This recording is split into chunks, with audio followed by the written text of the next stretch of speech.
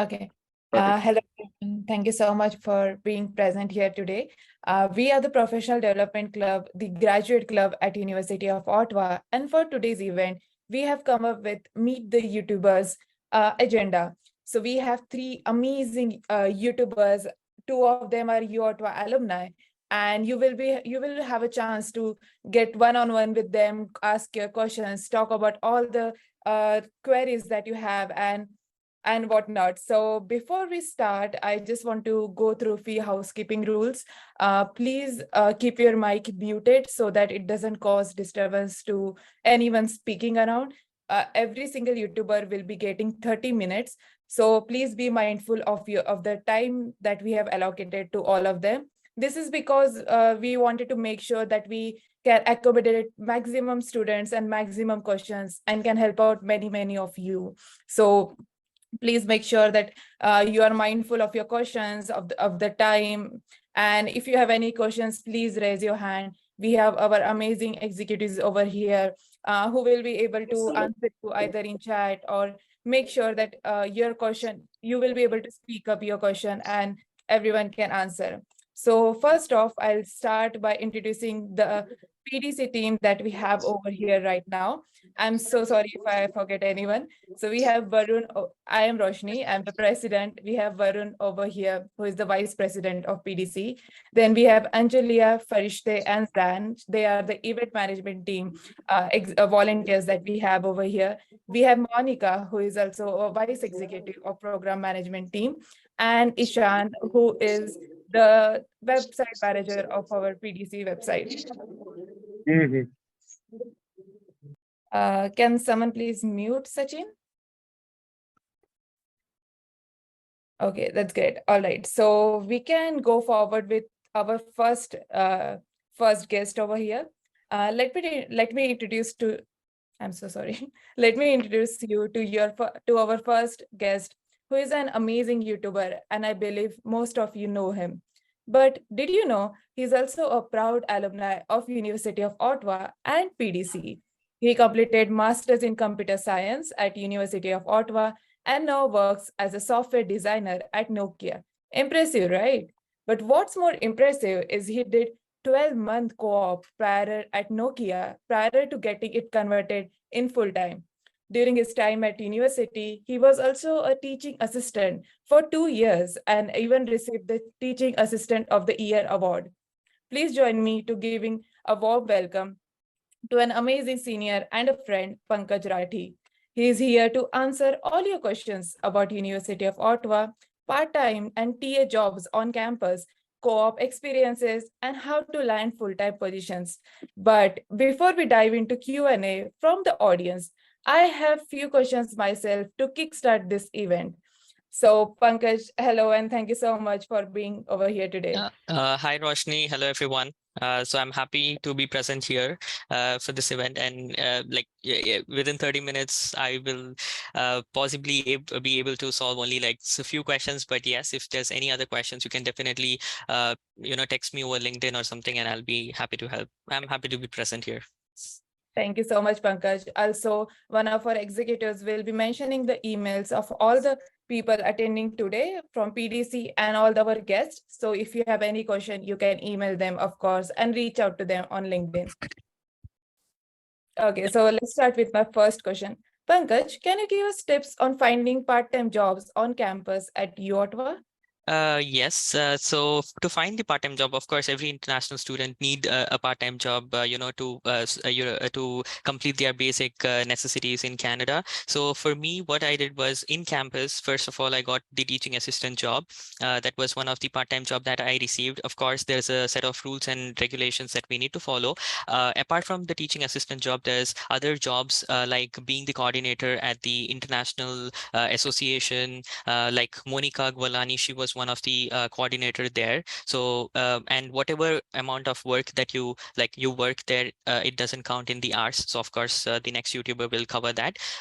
And there are other part-time jobs like, working under any professors. So this is other than teaching assistant. This is basically you work under them in order to get like accomplish a project which your mentor or which your professor gives you, and then you get paid for that. And the average pay for this is of course more than the basic pay. Currently it is $15.50. That's the basic minimum pay, but I think from October 1st the basic pay will increase to $16.50, and of course it will be more than this amount that you will be getting paid. And of course the teaching assistant job is like way much more than how much you get. Okay, perfect. Thank you, Pankaj. Yeah. So where exactly did you apply for this jobs?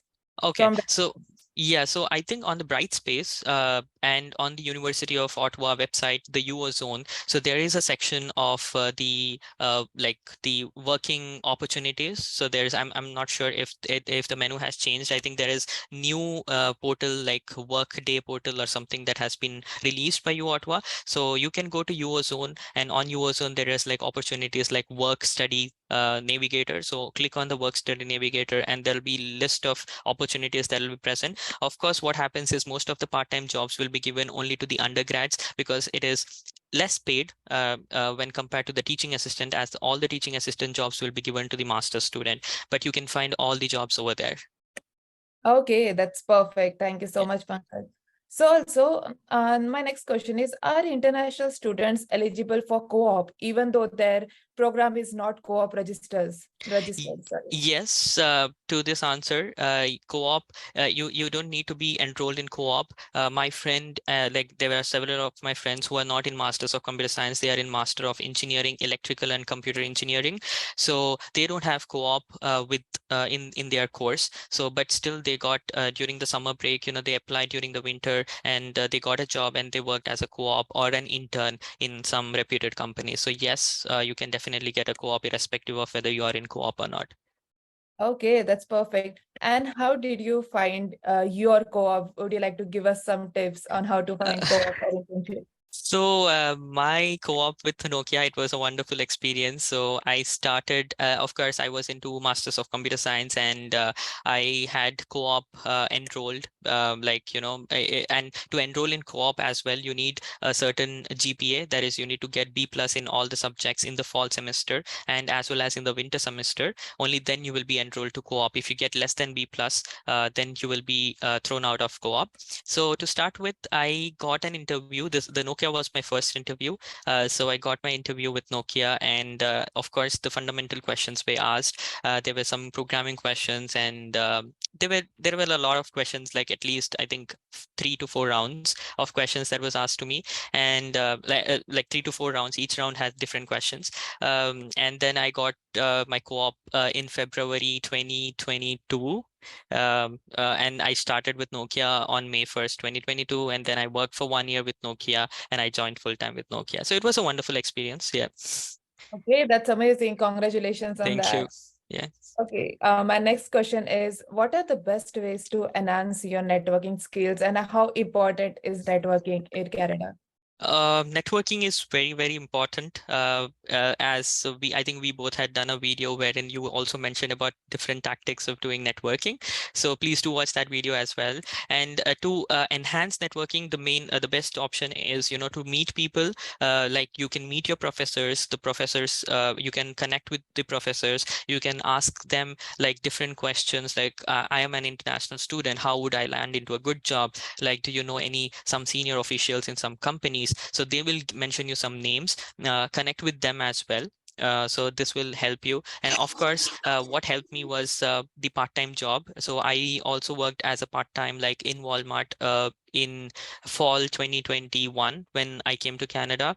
And that time I was into the customer experience, like, you just to support the customers, to help them find some things. And there also, I used to talk to customers. I used to build up, okay, like if I find someone speaking Hindi or someone speaking the South Indian language maybe, so I used to talk to them, hey, even I know this language, and what do you do, and so on. And here people are very friendly, so I enhanced my network in that way. The next thing is, of course, I would like to tell the students is please join PDC club. So the PDC club gets enormous number of people from different groups. One example why I am asking you to join is example was Monica Gwalani. So she also was the president of PDC, and then she landed into a good job in her field. Like, of course, PDC gave an upper hand because they called some guests to PDC event, and those guests acted as a reference to her. So reference is a great factor here. Of course, not everyone gets a reference. Like, I didn't get a reference to Nokia initially. Like, not initially, I didn't get a reference at all. But still, your skills and your skill set, of course, matters a lot. And yes, networking definitely helps. Like with me, because of me, like I had one of my friend who landed into Nokia because my reference worked for him. So I just asked my manager that I have a friend of mine who is interested to join. I sent them the resume. So what I did was, there is a cutoff reference. How it works is, you submit the resume in the portal, and the portal has an software that segregates the resume that goes to the second stage, and that eliminates from the round. So I help my friends, or the reference helps in this way, that that round is eliminated. You directly send the resume to the manager, and the manager hires you or rejects you. So yeah, so this way I enhance my network. Okay, that's perfect. So Yeah. we can go with question number 10. Okay. So this is an opportunity for everyone. Either you can raise your hand or put your questions in chat if you need to ask anything to Pankaj, anything related how to get a TA or his experience in his co-op, anything at all.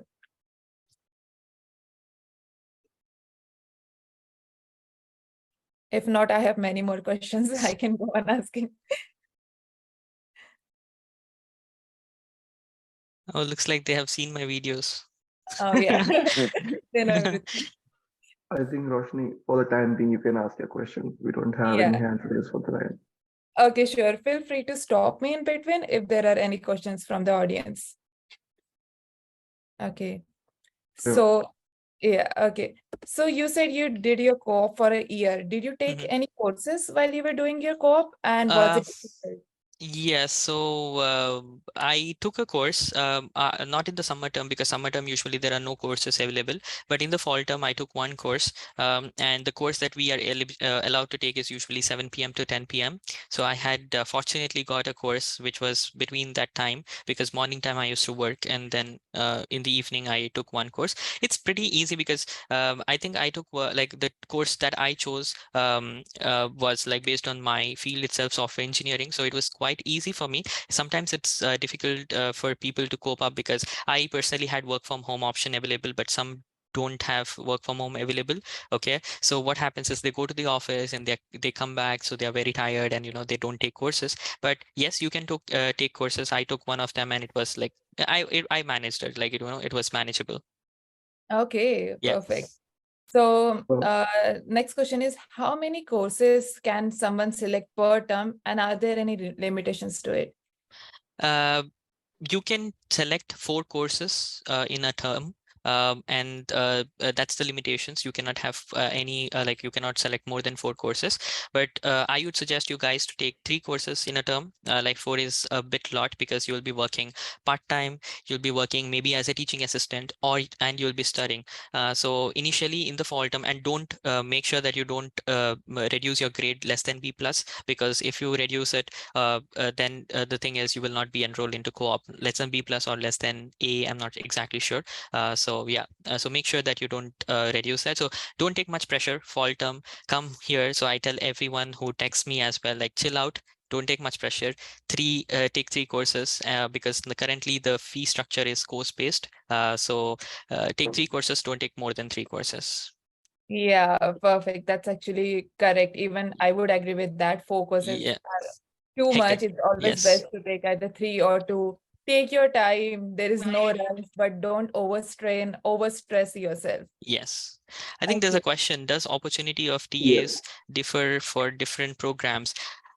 Unfortunately, yes, opportunities of TA, differs based on programs. The priorities are first given to the Masters of Computer Science student. I don't know why. I don't know what's the thing here, but yes, the first priority will be given, like it's program based itself. I hope it changes this time. So computer science gets first, then it is MEng, ENC, then data digital transformation, DTI or something, and then engineering management. But again, it is not in this way every time. It is always like, if you have a good skill set, if your resume is really good, and if the person who evaluates your resume finds, okay, you are the perfect person for this job, you'll definitely get this job. So, but unfortunately, it is, the opportunities are different for different programs. Yeah, I would like to add up to that. So suppose if you are in civil engineering, the preference will be given to civil engineers. But if Yes, there is a common like makerspace lab where Pankaj worked, the hierarchy he mentioned is one of the things that happens here. But if you are looking for TA in your program, you will then get the it. priority is given to either the PhD or the master students. Yes. But of Uh, course, don't let sorry. Okay, Go I'll ahead, go just ahead, go ahead. don't let anyone tell you that it's impossible to get TA, you need to be bilingual. That is not true. That is one of the aspects, but that doesn't mean it's impossible. You can surely get it. Many students have got it. Yeah. So don't demotivate yourself. Yes, so that's the thing I mentioned in my video, that even by staying in your home country you can get a TA. I was in my home country, I was in India back in August. My course started in September. I got a TA in August itself, so I had a good job when I was in India. So yes, you can get a job when you're in India, because when I was a student, I never got any seniors help. They always told that you need a SIN number, you need a bank account, then only you get a TA. But it's not true. You can get it even if you're in India. So the next question, I think, when you say masters get a teaching assistant job, does it include MEng or only MNC? So it includes all.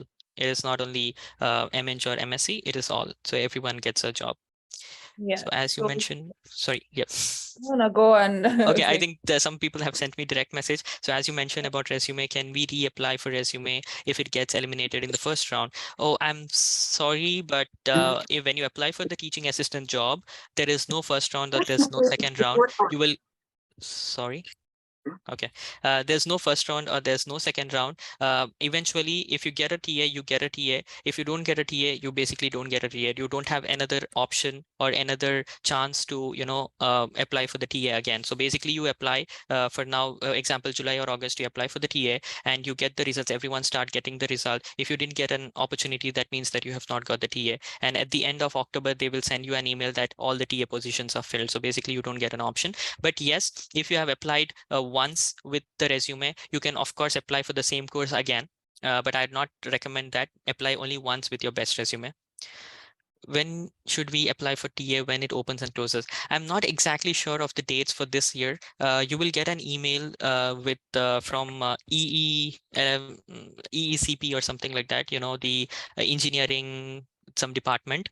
So you get an email from them. So keep an eye on your emails and you can apply then. So they will send an email that, the TA jobs will open on after 2 days. So exactly after 2 days, the jobs will be open, and it is not first come and first serve. So have patience. Apply once you have all the good proper resume and everything. So it's not like I apply first so I get a job. It's not like that. So the TA positions will be open, but make sure that you apply within the due date. So there will be a due date, closing date mentioned as well. So make sure that you apply within that date.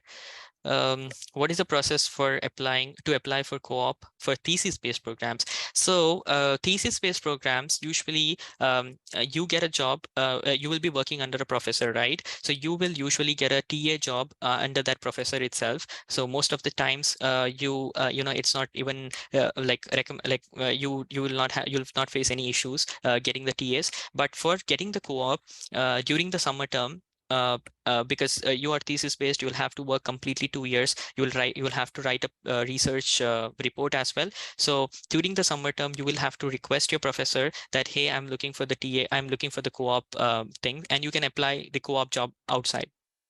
I don't think that you will be allowed to apply for the co-op job within the university, but you can apply it outside. I have one of my friend. His name is Vignesh. So he's co-op. He's a thesis-based Masters of Computer Science student. He's currently working for EA Sports as an intern. So it's a little different, but you will definitely get a TA job. So yeah, that's the thing. How to apply for TA? So yeah, there will be, I think there's a Workday portal right now. So you can go there and you can apply. So they'll send you a link in that email itself, which I mentioned. So you'll get a job there. Um, so what are the current part-time job scenarios in Canada? Has recession affected the sector badly? The part-time job for in Canada, of course, during the summer and the fall term increases enormously. So once you land here, you can apply to Walmart, Loblaws, Tim Hortons, and various. There are so many sectors here you can apply. You will get a part-time job easily. There's not an issue, but of course, it's not like sitting at home, you'll get it. Make sure that, you apply correctly, and only then you will be able to get it, correctly in the sense, don't apply only on the portal. Go in person, give your resumes in person, take a printout of the resume. So in this, the resume is not the resume of yours. Okay. So in this, basically the resume will be something like, you worked as a sales representative or something. So you will have to give that resume. Do we need to upload a resume in Canadian format or Indian format would be fine?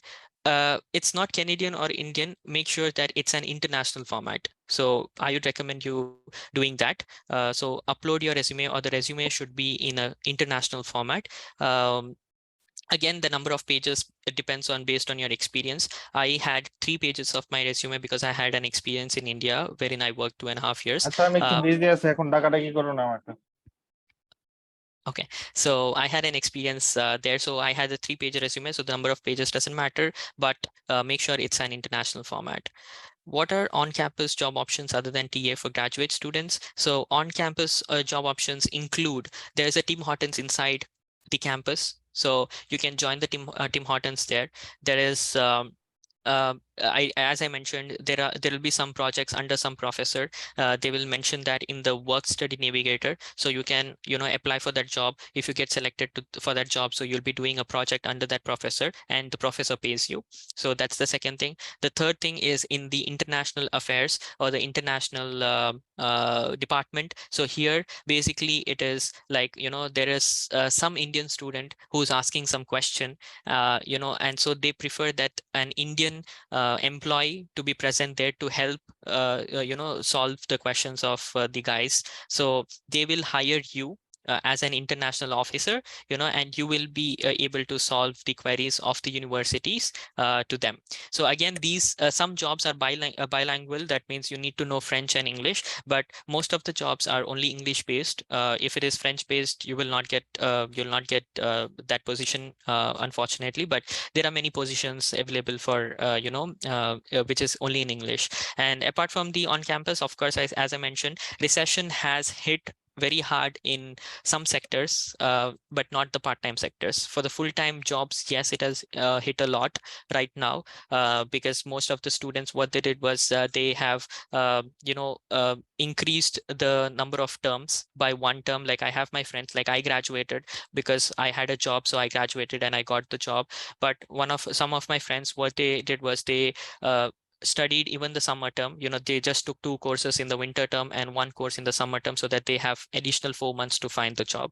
So it has affected, recession has affected a lot for getting a full-time job. But again, there are the market is catching up. So yes, once you come here, I think it'll be fine. So you still have like fall and winter term, so 8 months down the line plus 2 months here, so 10 months is good enough.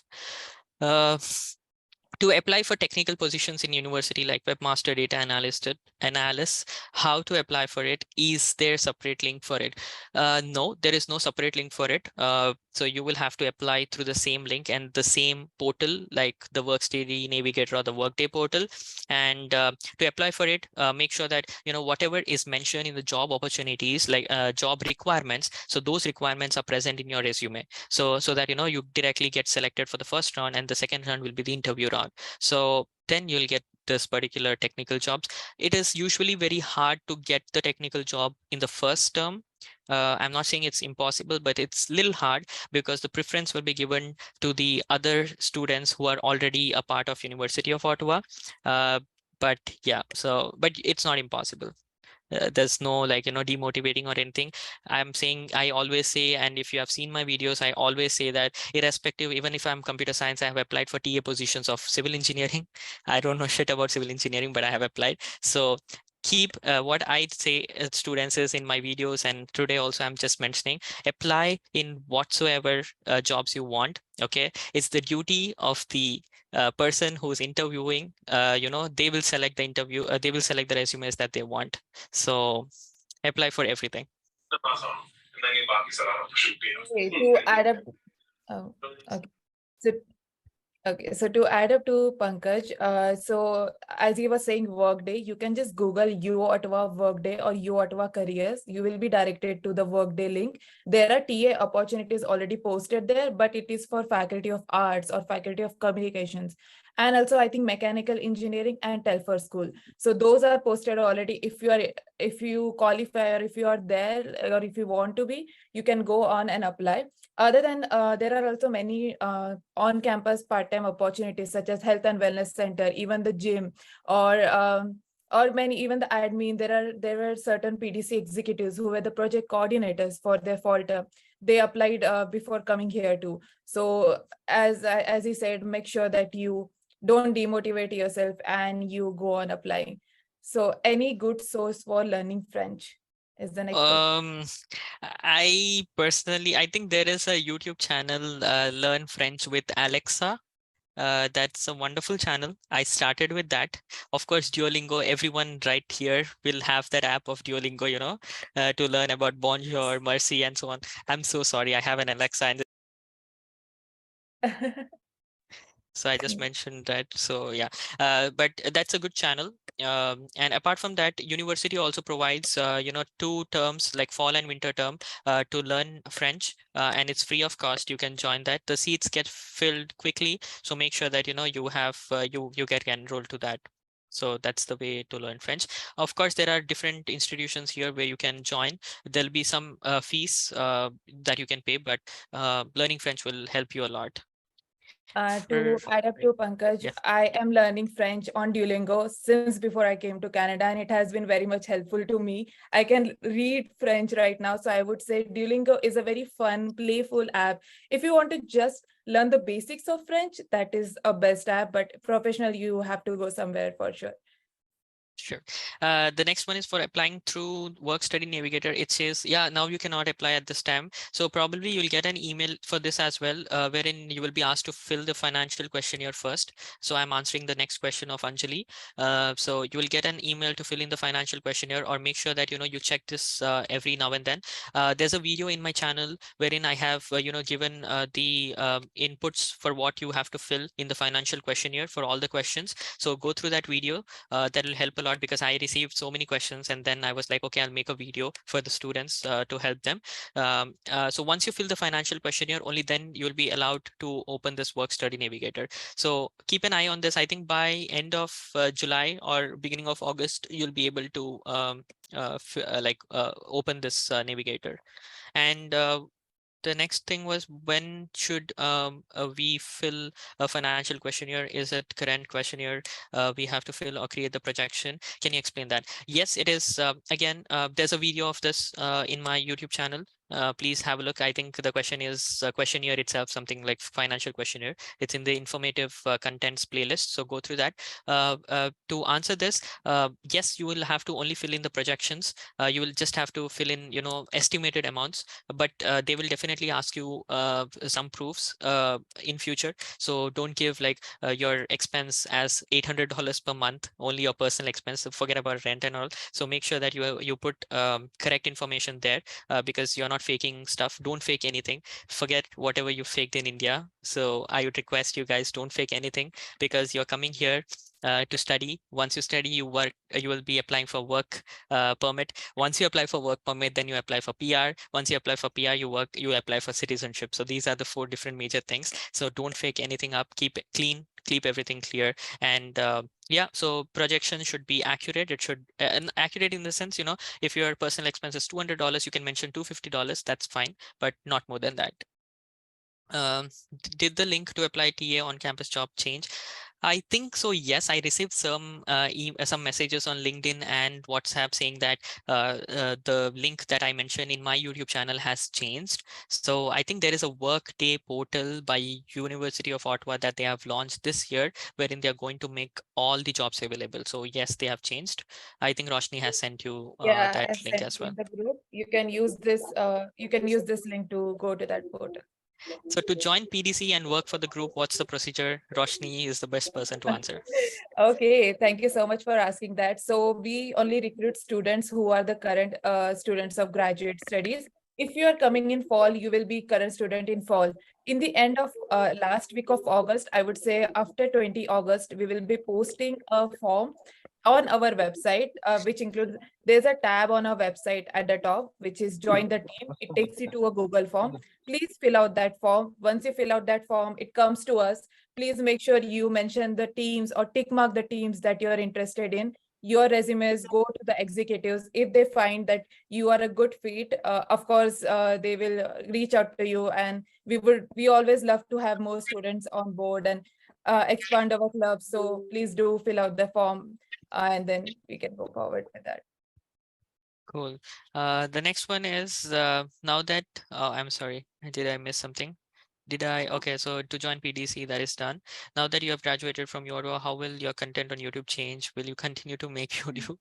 Well, I am trying to post some videos. I have so many, in the list, like to apply for PCC, to what do you need to do after graduating, to apply for work permit, to apply for PR, how did I get the Teaching Assistant of the Year award, and so on. I will continue to make, definitely, Junaid. And yes, we can probably meet together and we can have an interview together, like one which I did with Roshni. I will try to make some videos. I'm just not finding some time right now. I'm a little busy with, the work and other stuff. So yeah, I will continue making videos on uOttawa and helping students on getting part-time jobs, getting co-ops and other things. Because when I was a student, I didn't have this kind of channel. I like there's no one in Ottawa. In Toronto, there is so many people with different colleges and universities, but nothing was there for uOttawa. And I used to ask help with my seniors, and it was little disappointing that I never got that help that I actually wanted. But yeah.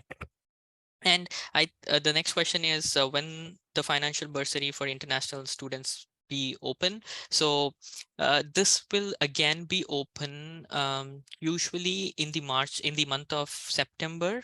So this thing opens, the bursary thing. You will get an bursary amount of $500 for the international student. I have made a video on this, so please go ahead, check my YouTube channel correctly, how I receive $500, so even you can receive that $500.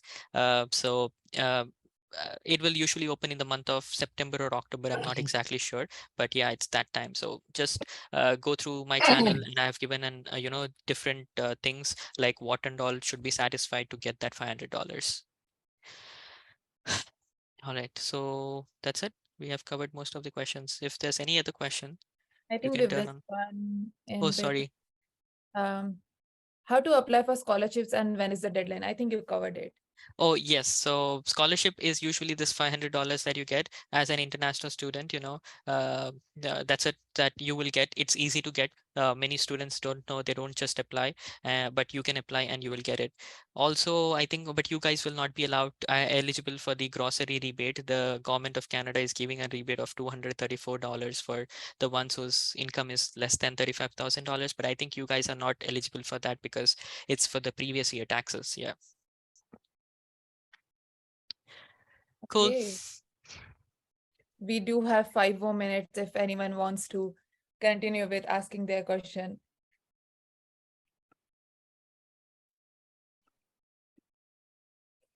Okay, Savan is here. Hey, Savan. Hi, sir. Hi, Pankaj. Sorry. Okay, so Savan is one of my closest friend. I know him from India. So we were neighbors there in India, and fortunately he was here to help me in Canada.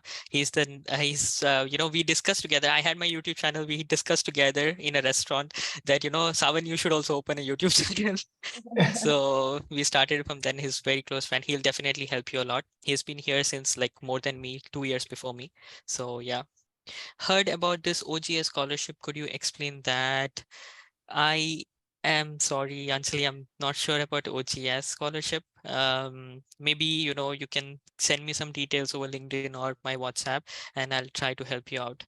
What are the scholarship and bursaries that we can grab for ourselves? Can you give us some ideas? So as I mentioned, you can get this $500 for an international student. This is an international student scholarship that almost all the international student gets in. You just need to apply for this. And to apply for this, I have mentioned it in my YouTube channel and how to do that. So please go ahead and see that. Should we complete a master's program in 2 terms? No, don't complete it 2 terms. Master's program should be completed. You will be doing your term in fall. You will be doing it in winter. Take summer as break, and you can complete it in fall term. Take at least 3 terms to complete your master's, because if you complete it in 2 terms, like taking four subjects, then the work permit that you get will be only for 8 months. Don't do that. Complete in 3 terms, at least 3 terms, like fall, winter, take a break in summer. Like you can break in the sense you can work as an intern, co-op, or you can work full-time in Walmart, Loblaws, anywhere. Okay, and you can complete in the next fall, because I have some of my friends who completed in 3 terms, like fall, winter, taking summer as break, and then fall, and they got a work permit of 3 years. Okay, so don't complete in 2 terms. Don't stress out. The next thing is okay, about financial questionnaire is done. Any advice on the first thing that we should do promptly that we might miss on arrival in Canada? So Utkarsh, I have this video as well on YouTube, the student that they have to do first time when they land. There are 3 things to do. The first thing is SIN number. The second thing is bank account. The third thing is phone number. So get your phone number first. That will be linked to your SIN number. Take your SIN number, go to the bank account, link the SIN number and the bank account together. So there's a link, there's a video for this as well. So my channel has almost all the videos. Go through that. Okay. What are the chances of getting on-campus job for freshers, and what are the best jobs for students on campus? So I have covered this previously in this video. So since we are passing the time, so Faizan, please go through this recording. So there are different jobs like Tim Hortons. You can work under professors, supervisors. There are some projects that will be there. You can work as an international officer. So these are the jobs. It is little difficult to get for a fresher because the preference will be given to the seniors first, but it is not impossible. So keep applying. You'll definitely land a good job.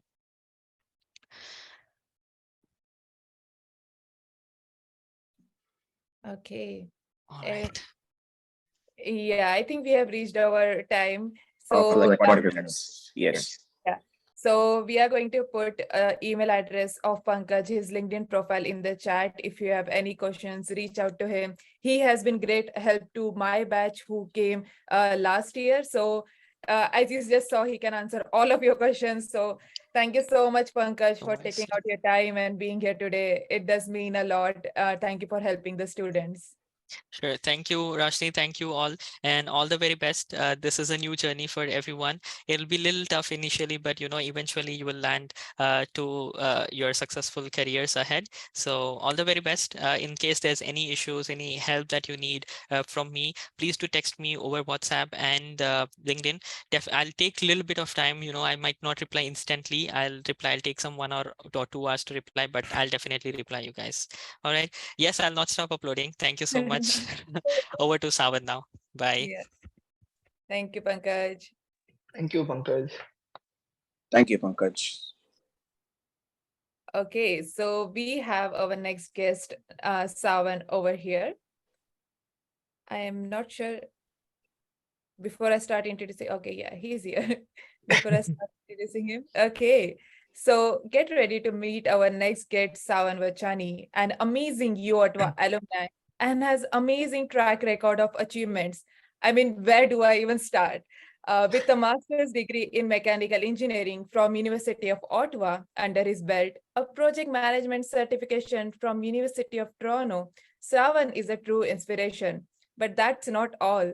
He has also completed a thrilling 9-month co-op with the prestigious National Research Council of Canada. That's Government of Canada.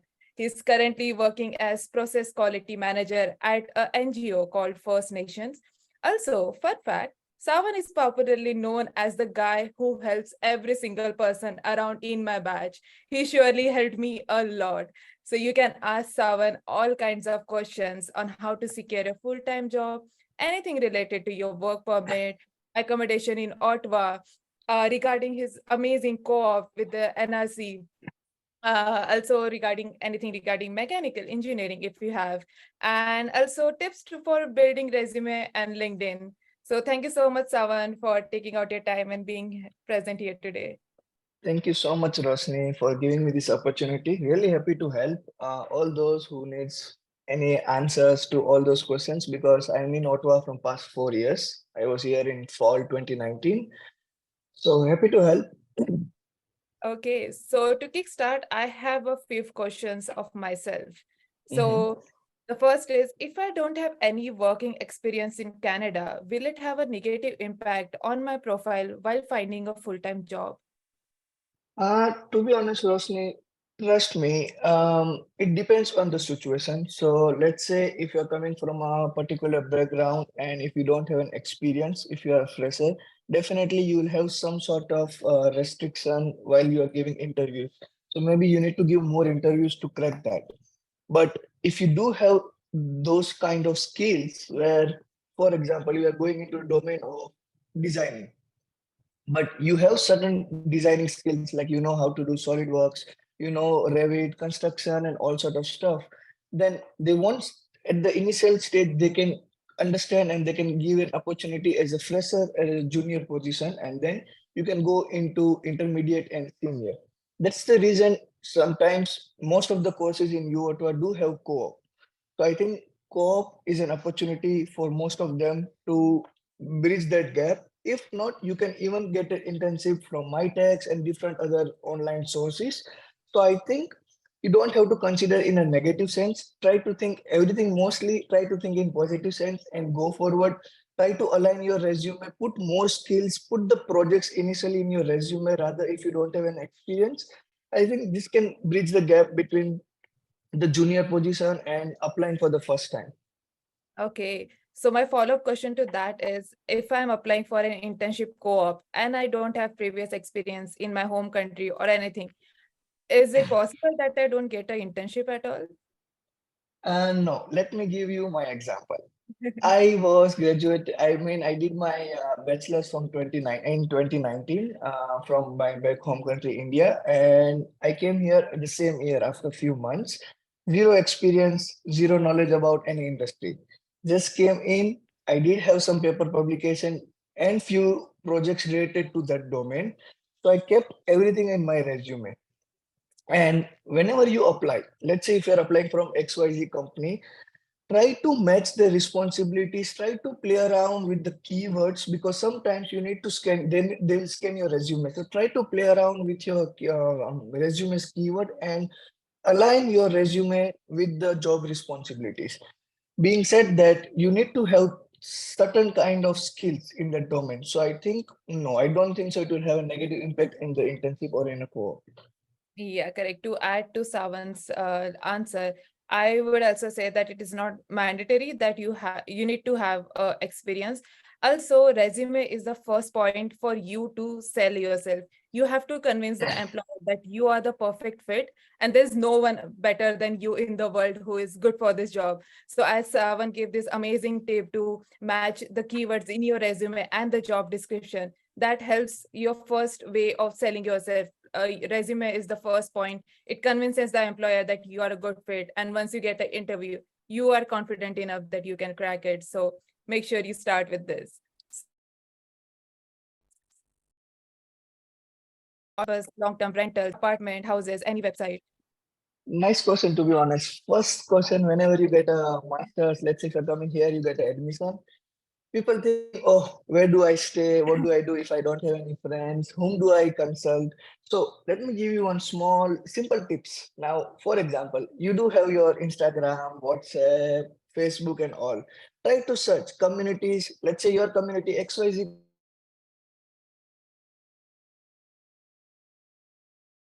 some sort of communities, join their communities, Facebook, Marketplace, everywhere. Post your message. Hey, I'm looking for so and so thing. Start to do this before 1 or 2 months, or maybe before 3 months. And another tip can be Kijiji Marketplace, where they put their advertisement. But make sure about the scam. Now, most of the time, sometimes it's fraud. They ask you to pay in advance, so you don't have to do that. And finding accommodation in Ottawa, if you're looking, you can go into Kijiji Marketplace. There are different websites. Apart from that, in Ottawa, near University of Ottawa, where I studied, you even have Lee's, Lycée Place, and many other Alta Vista. Make sure to check. I'm not promoting, but make sure to check about the bed bugs, all sort of stuff in and around. That's really important. When I was coming here, I joined one Facebook group. There are many groups. In that, I did find few friends. So I asked them if you're traveling on the same date, if you're planning to get townhouse or something related to staying, can I join with you? So we were 4 or 5. We made a group, WhatsApp group. We came here. Before that, we did a video call with the owner. We were staying in townhouse near University of Ottawa, which was 4 kilometers in radius. And he showed us all the complete rooms and all sort of stuff. And then we signed the lease. So make sure you do that. Check online, many places, Kijiji and all sort of stuff. You will definitely figure it out. Yeah, correct. To add up to this, I will share my personal experience. Before I came here, even I was in Lycée initially for first 5 months, and I personally had a lot of issues. My personal experience. So I was in 1541, sorry, and the apartment I used to live on 25th floor. It was infested with bed bugs, cockroaches. We did not know anything before we moved in. When we moved in at that night, we realized, okay, this place is horrible. We asked for our refunds or maybe some kind of help, but we didn't get anything. We just got that in next 2 weeks, you will have infestation and this will go away. Till now, the bed bugs are there. This was in September. They had multiple treatments. I moved down in February, like I was done with it. So make sure that if you are looking for apartments anywhere in Ottawa, Ottawa is a cold place, right? So there are bedbugs issues here, especially in the old building. This place, like there are carpets everywhere. So make sure that you know, or you talk to someone. You can reach out to us and ask us if this place would be infested, because living with cockroaches and bedbugs, it's very bad, trust me. So make sure that you know everything before you actually move into some place, because you are signing a 1-year lease, right? So yeah. Just to add, I just helped one of my friends yesterday from 1541 Lycée. He was moving upstairs because of cockroaches and all sort of stuff. So it's giving them hard time. There is one more website, like let's say if you write an address of a particular place, XYZ, you can write on online XYZ bedbugs meter. It will tell you yes or no. Recently, few of them might have voted yes, there is a bedbugs, no, there is not. So make sure that is the key thing. And don't go into fraud, scam. Try to ask them for the photos, videos, and all sort of stuff. Yeah, and also make sure that you have some kind of proof, like a lease or something, before you actually pay. Because even we paid from India last year in July when we booked the place in Lycée, and we got in September. So we had a signed lease. We had some kind of proof. So that's why we were able to pay, and we paid on portal as well. So that was safe. So make sure it's safe when you are paying. And just one more point, Rosni. Sorry, before we go into next question. Sometimes when you find an accommodation and it's an apartment or all sort of stuff, most of the time they do ask guarantors. Initially, they do ask guarantors. If you have anyone who is permanent resident of Canada here who would like to help or all sort of stuff, happy to help. Definitely give reference. I'll be happy to provide you the reference. Recently, I gave the reference for same thing, but you make sure if you have any relatives, try to even contact them in advance so that their documents will be ready for the guarantor and all sort of stuff. Yeah, okay. Thank you so much, Savan, for doing that. Okay, so we can take questions from chat. If not, then we can go forward with many questions that I have. Yes, go for it. Okay. So, Varun, if there's any in chat, please feel free to stop me and we can go forward with the students' questions. Yes, sure thing, Roshni. Thank you. Okay. So my next question is, would you suggest coming here and staying in Airbnb and then looking for accommodation? Good question. Most of okay, recently I did meet few of my so-called now friends who stayed in Airbnb initially for 10 days. I did ask them the reason. They said, okay, sir, or most of the reason is like whether it was fraud, we wanted to see in person and all sort of stuff. So they came here 10 days for Airbnb. They personally visited that location. So in and around the community, what was it? Is there any grocery stores? The job opportunities in and around and all sort of stuff. So let's say if you are planning to do that, I do suggest initially Airbnb would be better option if you have no one to look for the accommodation or to check around. But don't go it for 1 month or let's say more than 1 month because it will be a costly expense for you initially. So maybe 15 days, 20 days, something like this is a good option for Airbnb. Yeah. Okay, so we have a question in chat. What is the criteria of selecting a student for co-op? Is it based on the admission average? Okay. Now, when I was a student in 2019, a lot of things have changed completely, to be honest. When I was there, they selected 10 of them, 10 to 12 of them in co-op criteria. When you say in a co-op program, that doesn't mean that you got a co-op completely. Now, the main purpose at that time was to write a statement of purpose, which they have removed this time. That's what I know. For us, it was statement of purpose. Why do you want to go into co-op? They wanted my transcript in which there was a my CGPA and a resume. And I do at that time I was told that they will check my CGPA and my statement of purpose. All those students who were there with me were 99% above 9.0 CGPA. But I'm just talking about mechanical engineering. As of now, the companies has completely increased. For example, if it was 10, right now they have more than 10 companies. So I can say criteria will be resumes, your CGPA bachelor's, maybe your portfolio or all sort of stuff. Okay, so the next question is, does University of Ottawa assist in getting PE mechanical? I have engineering experience from India. What documents should I carry? Okay. Can you repeat that question once again? Yeah, so does University of Ottawa assist in getting PE mechanical? I have engineering experience from India. What documents should I carry? Okay. May I know PE? What do you mean by? I mean, I think they're asking about the professional engineer. PEng, right?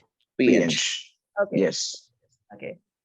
Okay, PN. Okay, I think he's talking about the PN after engineering. So PN certificate, right? So usually they don't help you out. So first thing, here's the thing. For getting a PN, you need to work under a PN designated supervisor or someone who are working in that engineering domain for at least, if I'm not wrong, for certain number of years. And then you need to apply from your side for PN. But I can definitely, that's true, that's 100% sure. I do know because right now I'm not working under PN, I'm working under PMP because I'm into project management. But I can double check with the documents any needed. One of my friend is working in VARS, which is from Ottawa under PN. He's the one who's drafting the 2D designs and he's working under PN. Okay, so to add up to, Yes. Yeah, go ahead, Roshni. so to add up to this, University of Ottawa does provide certain seminars where they guide you what exactly PEng is, how many experience you need. So keep an eye on of that. Even PDC posts it on the newsletter that we have.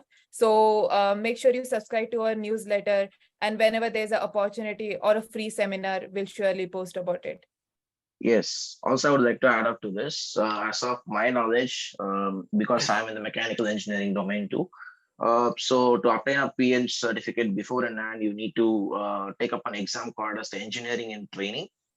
Basically EIT. Yes. Basically, you should be carrying your documents such as like your degree certificates and all other sort of your undergraduation background certificates, basically to just validate yourself. And when you validate yourself, you should be able to register up for the examination, and there will be several documents that are available, and you can purchase valuable books that will be used for the exam.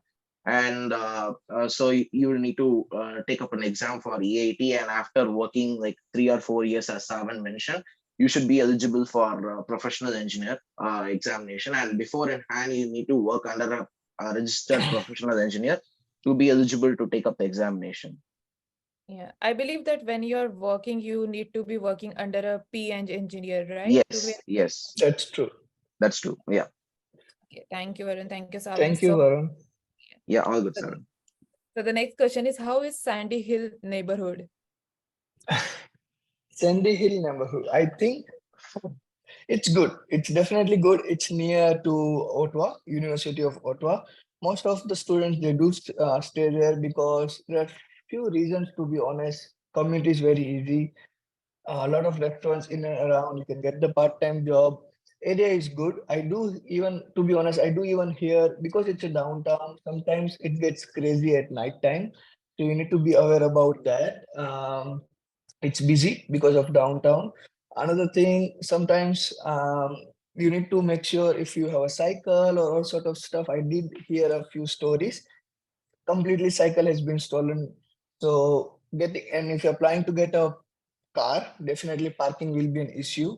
Sandy Hill is a nice area to stay, but make sure the area where you're staying, the apartment where you're staying, look into what kind of people are staying, if there is any activities are going on in and around. So make sure you are safe. So I think it's good because it's near to you, Ottawa. Yeah, I will add up to that. So Sandy Hill is a vast area. So I lived in Lisi, as I said, then I moved to another place. So when I was looking for this place that I'm staying, I look for places in Sandy Hill. The only suggestion I would have is there is a street called King Edward Street. Do not look any apartments or houses nearby or on that street. Other than that, it's pretty good. That street is pretty busy. I would say just that. So except King Edward Street in entire Sandy Hill, I think rest everything is good, and also follow the suggestions that Savan just said. And just to add a few more things, if you go 10 minutes away from Sandy Hill, there is like on the way away from downtown, there is one more place near Fresco. It's I think near Fresco, but it's not called Vanier. It's a little bit ahead from Vanier.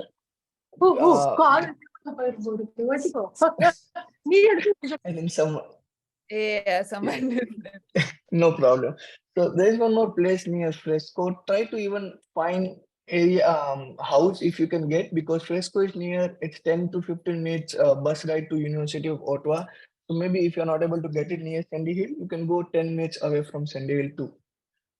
Yeah, so the place that I think Savan is saying is that 25 MacArthur Avenue.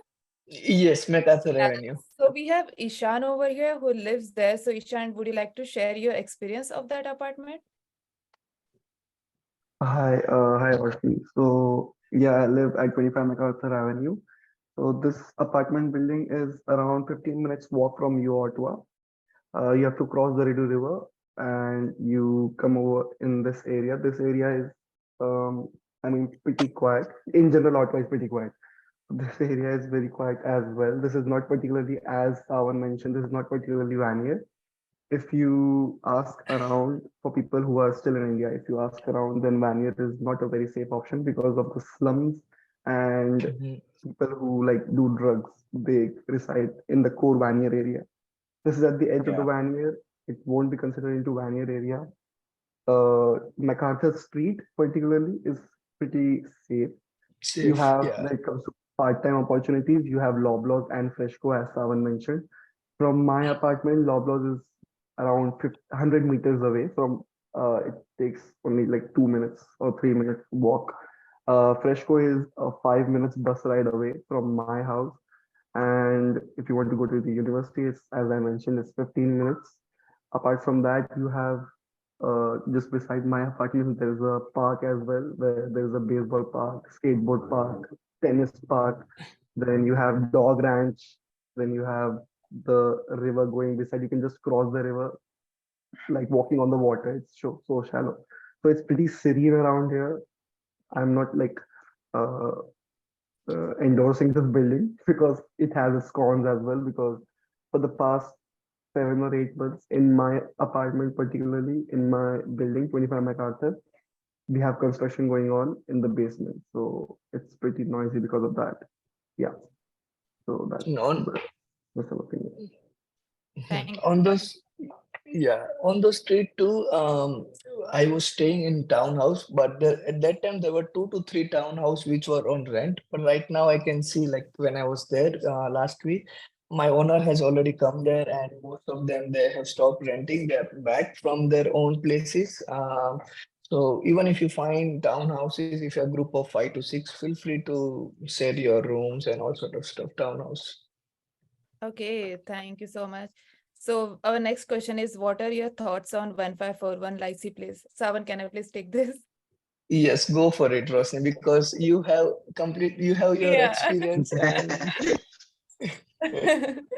Okay, so I came to Canada in fall 22. I landed on 29th August, right? So I wanted an accommodation before I landed here. Lycee Place is very popular amongst Indian community since it's close to uOttawa and Carleton, like it's middle. So I was like, yes, okay, let's try it out. Let's do Lycee community. 1541 has the biggest square foot area. The apartments are very big. We moved in on, I think early September somewhere. We were 5 roommates. And the first night we slept, we realized the entire apartment is infested with bed bugs. And we went to the property manager and they were like, this is very common. You shouldn't be bothered with it. We will give you some treatments in next week and you will be okay. And we slept in around bed bugs. We got bed friends, we got everything. But I had bites of bed bugs all over my face, on my hands, everywhere. It was very painful. And I used to like put body lotions and perfumes, so that attracted them more. I realized it after 2 weeks. So that's why I got like so many bites. So that was a very bad experience for me. After they did treatment, after 1 month, it went away. Also, bedbugs go away when it's core winter. It comes back in summer more. So in September, they were there. October, they were there. November, it went away. Then in November, we started having cockroaches issues. So in Lycee, the cockroaches are in the pipelines, the plumbing. No matter what you do, they will keep coming back. Again, please understand this is my personal experience. Everyone's experience is different, but this is my experience. So we had that issues. And so I lived from September to I think end of January there for like 5 months. I had a very bad time, like the entire place. And then I used to have a tiffin service. My tiffins used to get stolen over there. So my tiffin service, they used to put tiffin in the lobby. I used to come from work in the evening for my internship, and it used to be not there many times. I complained, and there was no action taken. I finally moved out in February. So my personal experience is, please don't take it. If you are taking 1541, if you have booked it, be sure that you know that. So there are also many sides of 1541. Like one side is not infested at all. My side was heavily infested. I used to live in 25 floor, I won't say apartment, but 25th floor. So just make sure that you are sure about that place, and I would say keep it as last option. But if you are looking in Lycee, I would say 1551 is pretty Yes. much better than all others. Like 41 is the oldest, so that has a bad thing, but 51 is better, I would say. Yeah, exactly. I would Uh, like to add up to this, like because I stay in, I'm now in Alberta, but back then I used to stay in 1551, and my roommates are still staying there. They're having a pretty good experience there. They did not have any cockroach or bed bug issues, as I mean, as compared to 1541, as like what Roshni described. I mean, it's always good to check whether if the property, the unit that we'll be moving into is really good, and it has kind of like no bed bugs or any you know any roaches or proper kind of things. You just need to make sure that you just need to assess it well before in advance before moving into elsewhere. It would be a really tough scene if you are infested with roaches or bugs. That would be the scene there. Okay, so we should move on to our next question now. Yes. Okay. Uh, does university help to get co-op, or we need to find by yourself? If yes, then can I get help if my course did not require co-op? So, okay, now good question. The person who asked, so co-op, when it says you have been registered for co-op. Now, for example, if you are applying for, this is from my experience, let's say if you're applying for biomedical engineering, as of 2019, I was 100% sure there was no biomedical co-op, so there was no opportunity for co-op for biomedical. Being said that, for example, let's say if you are co-op, like for example, mechanical co-op engineering program, if I don't get enrolled for co-op, um, I'll bifurcate this into two different questions. So let's say if you are enrolled for co-op, you got into co-op, but you're not able to get the co-op through university. First of all, co-op through university, they will make you register under co-op portal. You will be given access of co-op navigator, and then after that, there will be a different companies. If you get selected, you will need to give the interviews. After interviews, you need to rank the different options. Let's say if you give 5 different companies, you need to rank that company. If you are in co-op program, but you get into co-op, and if you're not able to get the co-op, but you are able to find an internship or a co-op from your own side by researching, going outside, networking, and all sort of stuff, feel free to go to the co-op office because you are registered for co-op. Tell them I got a co-op externally. This is a true example. I will give you one example. Right now, there is one person who is working under my company, under our company, under my guidance.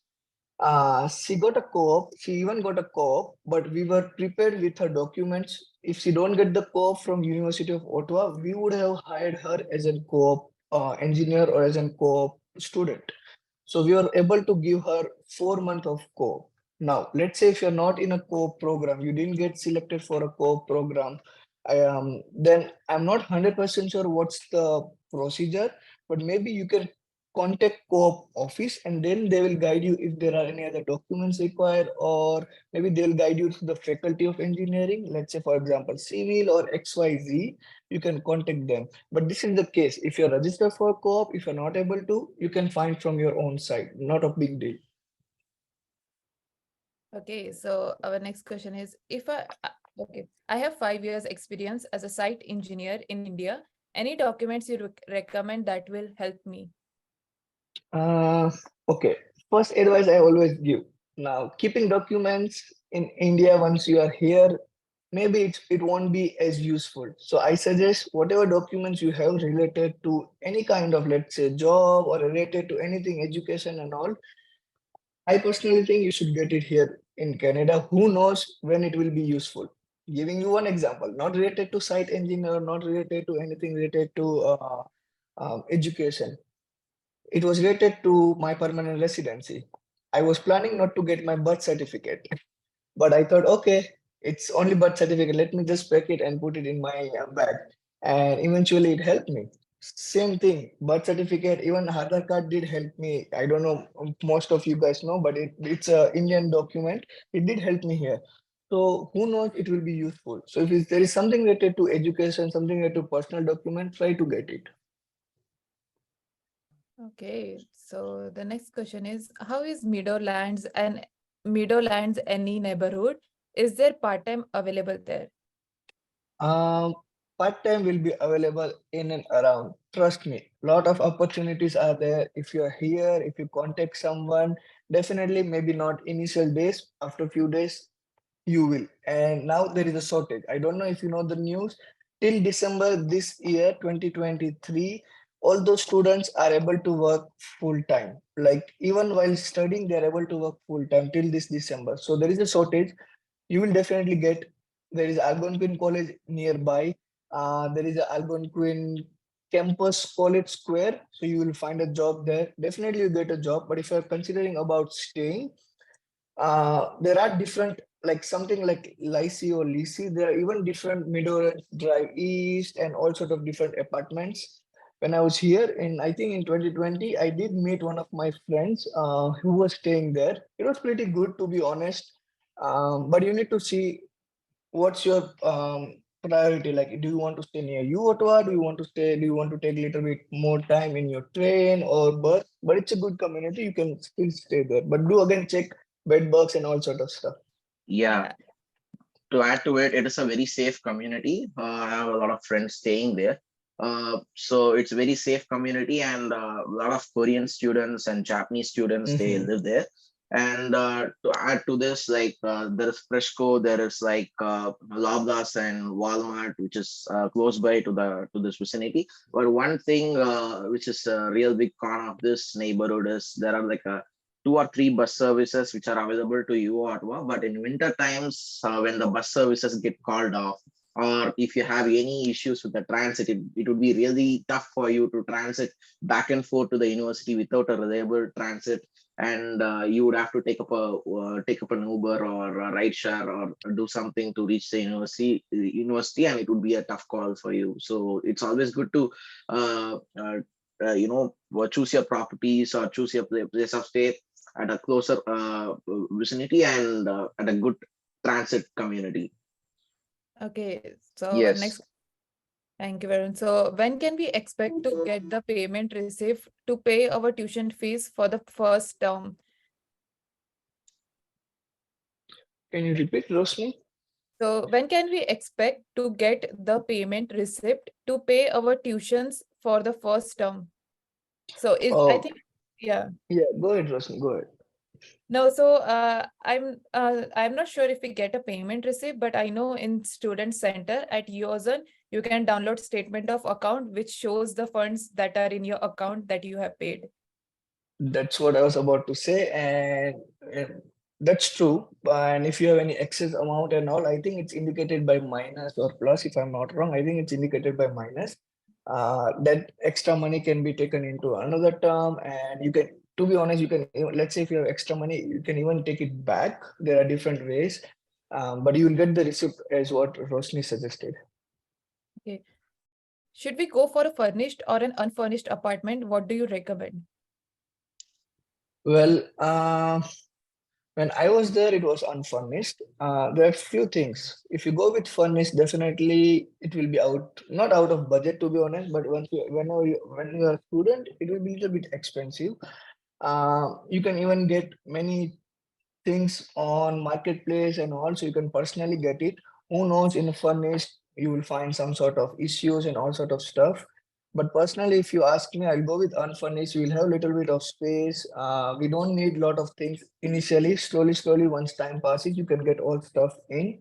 But I think I'll go with unfurnished. But if you're getting furnished with good deal, go for it. Okay. How easy it is to navigate within the university? Is it easy to get lost? Oh, no. So, okay. Initially, you will definitely think you are getting lost or sometimes what happens is, this is my experience. I went for one of the seminars and I didn't know, right? It's been 4 years, but I didn't know there is a connection between 2, 3 buildings. I don't know the name of the building, to be honest, maybe side building or not. You can go from one building to another building. But you will figure it out once to go with your friends. There will be people who will be going in and around. You have Google Maps. There are maps in and around in the university, so you can definitely. And people are helpful. Let's say if you get stuck somewhere, feel free to ask them. They'll guide you. They take right, take left. They'll guide you. Yeah, and Google Maps helps the most. So make sure you have Google Maps everywhere. So what are the chances of getting industry internships for masters in civil engineering students, and what's the best way to find them? Okay. Personally, me coming from mechanical engineering background and nothing more on my portfolio in mechanical engineering, it was more on research and management side as of now. I have one friend in civil engineer who had some experience and who was able to navigate through different jobs. But what he suggested me at that time, he was my senior. Again, he told me that try to do networking and all sort of stuff. If you are thinking that you're not able to get job in and around, try to go. Maybe try to change the location after certain stage. Try to apply away from Ottawa or maybe somewhere where there is an industry after your graduation. So maybe that can be an option. So, but again, personally, I'm not coming from civil background, so maybe I'm not the right person to state anything on civil engineering. Okay, so I come from civil background. I'm doing masters in civil engineering, and I have done this is my second internship in summer that I'm currently doing. I would say the best way to find them is on the career websites. What I did when I came here in September, I jotted down a list in October of all the companies, my dream companies that I want to work for. I had 10 of them, and I went through the career websites of these companies and applied there. Also, you can also search on LinkedIn. Make sure you start applying early. Make sure you start when no one is even thinking of starting. That's very important. And networking is very important. In civil engineering, references do work. I did not have any reference for 2 of my internship, but I saw many other interns who came directly through references. So it's very important to gather references. Okay. So any idea about 1755 Fort Bishop Castleview area? Yes. Somehow, like in 2019, when I searched, even though if you right now, if you search bedbugs, if you write that in bedbugs, most of the reviews were very bad. So few of friends were staying there. This is my experience. So, and there was one more person. I won't be able to quote her name. Who was most of them know who were helping us, her husband and herself in furnitures and all sort of stuff. So she personally suggested us not to go there because of all those issues. So we didn't go there. But I think if it depends again what apartment and all sort of stuff. So please do check it out. But if you ask me, I won't go. Okay. Can you suggest some 2-bed apartments to live, amenities and jobs nearby? I think we covered this. Yeah, we Yes. covered it. So, okay. Does course selection at the time of enrollment of course affect the full-time field job, especially for program of MN Mechanical Engineering? Mechanical engineering.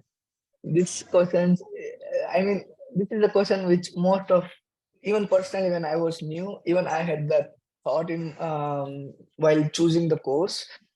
So it depends. Now, for example, 90% of my friends, it didn't affect us. So we took some courses which were extremely easy. We took some courses which were a little bit difficult. Few of them selected the course in the industry where they wanted to go, like finite element analysis, heat transfer, and all sort of stuff. They are doing. There is one company, I don't know the exact name. I think it's Inferior, something like that, which is like thermodynamics and all sort of stuff. So it was helpful for them. But I don't think so that will affect your transcript or anything like that, because when you go for the job, they will see your experience, they will see your skill set. So let's say if you take XYZ course, but if you are learning outside online platform from Udemy or other some other software, some other websites, if you are putting it on your resume, I don't think so it will give you, they won't see different courses and they won't tell you that, okay, this is the course you selected, tell me the reason and all sort of stuff. No, it won't affect you. Okay. Here in India, we specialize in masters. Thus, University of Ottawa also gives specialization. Like in mechanical engineering, we have design thermal manufacturing. Okay. Again, talking about myself, I did took the course. I mean, I did take the courses which were little bit easier and which were intermediate, not difficult one. And most of them were in manufacturing. Like I don't remember as of now, but I did take fracture mechanics. I did take manufacturing analysis or something like that, industrial organization and all sort of stuff. They didn't give me anything like specialized in manufacturing. They didn't give any kind of certificates. But I don't know if they started doing from this year or last year, but no, nothing like that. Where if you are doing a project and if the professor likes, then professor can suggest you. I did the project under one of the professors. He suggested me to go for MASC, everything funded from University of Ottawa. So maybe it can be a specialized in that domain or maybe a research into that domain. Then you will get a certificate and all sort of stuff. Do we need to take an enrollment paper with us when we fly to Ottawa? And is it a paid document? Enrollment paper. So whatever document, okay, maybe Roshni or Varun or someone can answer who just Yes. recently, I mean, But as of for mine, I didn't take any letter or not. I didn't take any letter, anything like that. I took all the documents which I got from university under one file, black color file, and I kept it. It didn't. There was no requirement for me, but I think Roshni and Varun, someone can answer that. Yes, I had this experience in the immigration. So basically, as I said, I mean, there are like two kind of like enrollment letters. So one is like the official enrollment letter and unofficial enrollment letter. You can easily get the unofficial enrollment letter by just going into your UO zone, and there will be an option for request unofficial documents, and there will be options for request unofficial transcript and request unofficial enrollment letter. Unofficial enrollment letter is a letter which will tell that you are enrolled in so and so program, and you'll be doing this program from so and so year, but without the designated signing authority from an university. But when I landed in Canada, I just transited through Montreal, and in immigration I was asked for my official enrollment letter, but thankfully I had my official enrollment letter.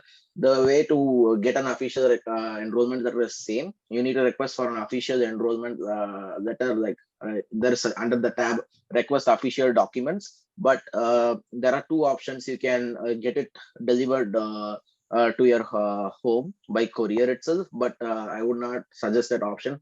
Rather save time by downloading it by paying like I think it's $10. It's almost 600 to 700 rupees you need to pay to get the document.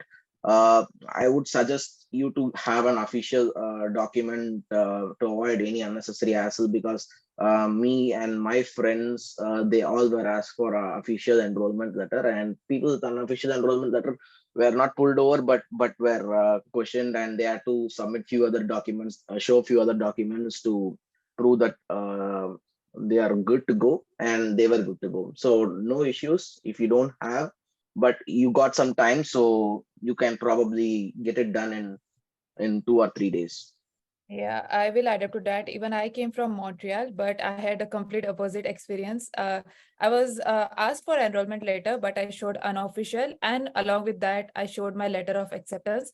Yes. So that was enough, and they did not ask me anything because I didn't want to pay for enrollment letter, because I was told by my seniors, don't pay for it. It's unofficial works. So I just put my letter of acceptance and unofficial together and gave it to them, and it worked out. Okay, we can Yeah. go. Oh, sorry, okay. Yes, we can go ahead. Yeah. In bus and train charges or transit in general is included in our university fees? Yeah, definitely. Like during my time, it was included in the university fees, and you will get the pass related to that from university. There is one place you need to go there. Everything I think it will be said by email, and then you can use it. Good part is you can even use it in getting your bus too. So let's say if you're going from Ottawa to get in, definitely you can tap, and you can. It's included in the university fees. Yeah, so it's called UPass, and you will get UPass. it once you come here. So it's always distributed from mid-August to I think mid-September. So whenever you come here, get it, and it will take care of your transit till 31st of April. So 8 months. Is it Okay. still in blue in color? Yeah, it's still blue. Okay. I'm so sorry to interrupt. We only have 3 minutes left for this session. Oh, Just okay. wanted to remind We'll us. I'm sorry. quickly take questions. So next question is which are the big multinational companies good for mechanical engineer for internship? Good question, JP. I was just reading that question, and I will be quick, to be honest. When you say big multinational company, don't keep in mind that okay, they are doing some sort of work like EY and all big IT companies, all sort of stuff. We do have some good companies, multinational companies too. For example, NRC, National Research Council of Canada, if you're into research domain, and if you're into more on aerodynamics side. You have Hydro Ottawa, you even have OC Transport. There are different HVAC companies. So if you are good with that, there are different HVAC companies, heat ventilation, air conditioner companies. And in Ottawa, you even have different manufacturing industries in and around. There is one place, maybe you can write it down. There is one place, VARS, which has small companies. They get bid, they do bidding stuff, and they get the the container, all sort of stuff from the city of Ottawa, and they hire you for designing and all sort of stuff. Okay. So next question is, as Carleton University courses are more practical based, so if I select courses of uOttawa for engineering mechanical program, would it be a matter while finding full-time jobs after completion of studies? Okay, my current experience. I'm staying in a town. I'm staying in a single house with 8 of my friends, all from Carleton University. 6 of them are from mechanical engineering. We all did a course. They did all sort of practical course. The courses were difficult. Our courses were pretty easy. Right now, they are all doing their job in a different field. None of them are doing whatever courses they took. They just wanted to understand, learn, and then they went into quality. Someone went into inspection and all sort of stuff. It doesn't matter which courses you take. Just make sure whatever you take, try to understand, try to learn, and maybe if you would like to implement it, you can implement it. Okay, so last question we have. I took 4 courses in fall 23 term from now, but I will do 3 courses. When is the good time to drop one course? It's a good time to drop. Okay, okay, good time to drop the course. There will be a certain deadline to let them know.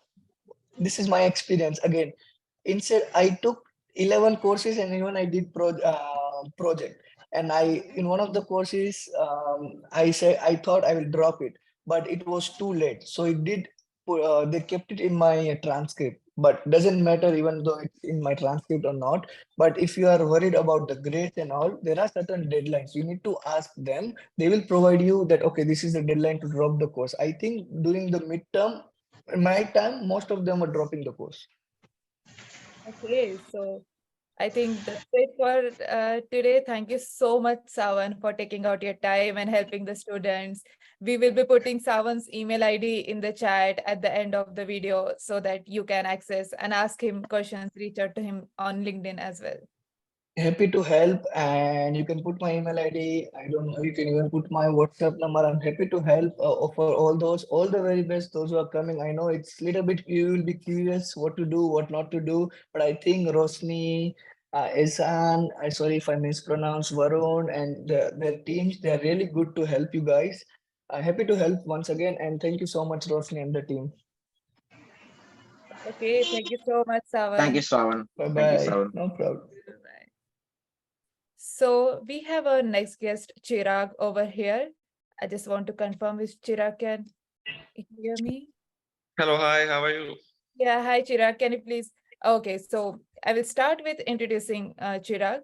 Our last guest for today is Chirag Gondi. He is a graduate student from Niagara College in Business General and runs a very successful YouTube channel. He is also currently working in the security. You can ask him all kinds of questions related to security license, how to find accommodations, things to do when you arrive to Canada, anything related to flight, anything related to part-times, and how to find them. Thank you so much, Chirag, for being with us today. Thank you. So how are you, everyone? Just Roshni, I'm unable to on my camera because host has disabled. Can you give me permission? Yeah, sure. Varun, can you please look into this? Yeah, just a minute, just a minute. Okay.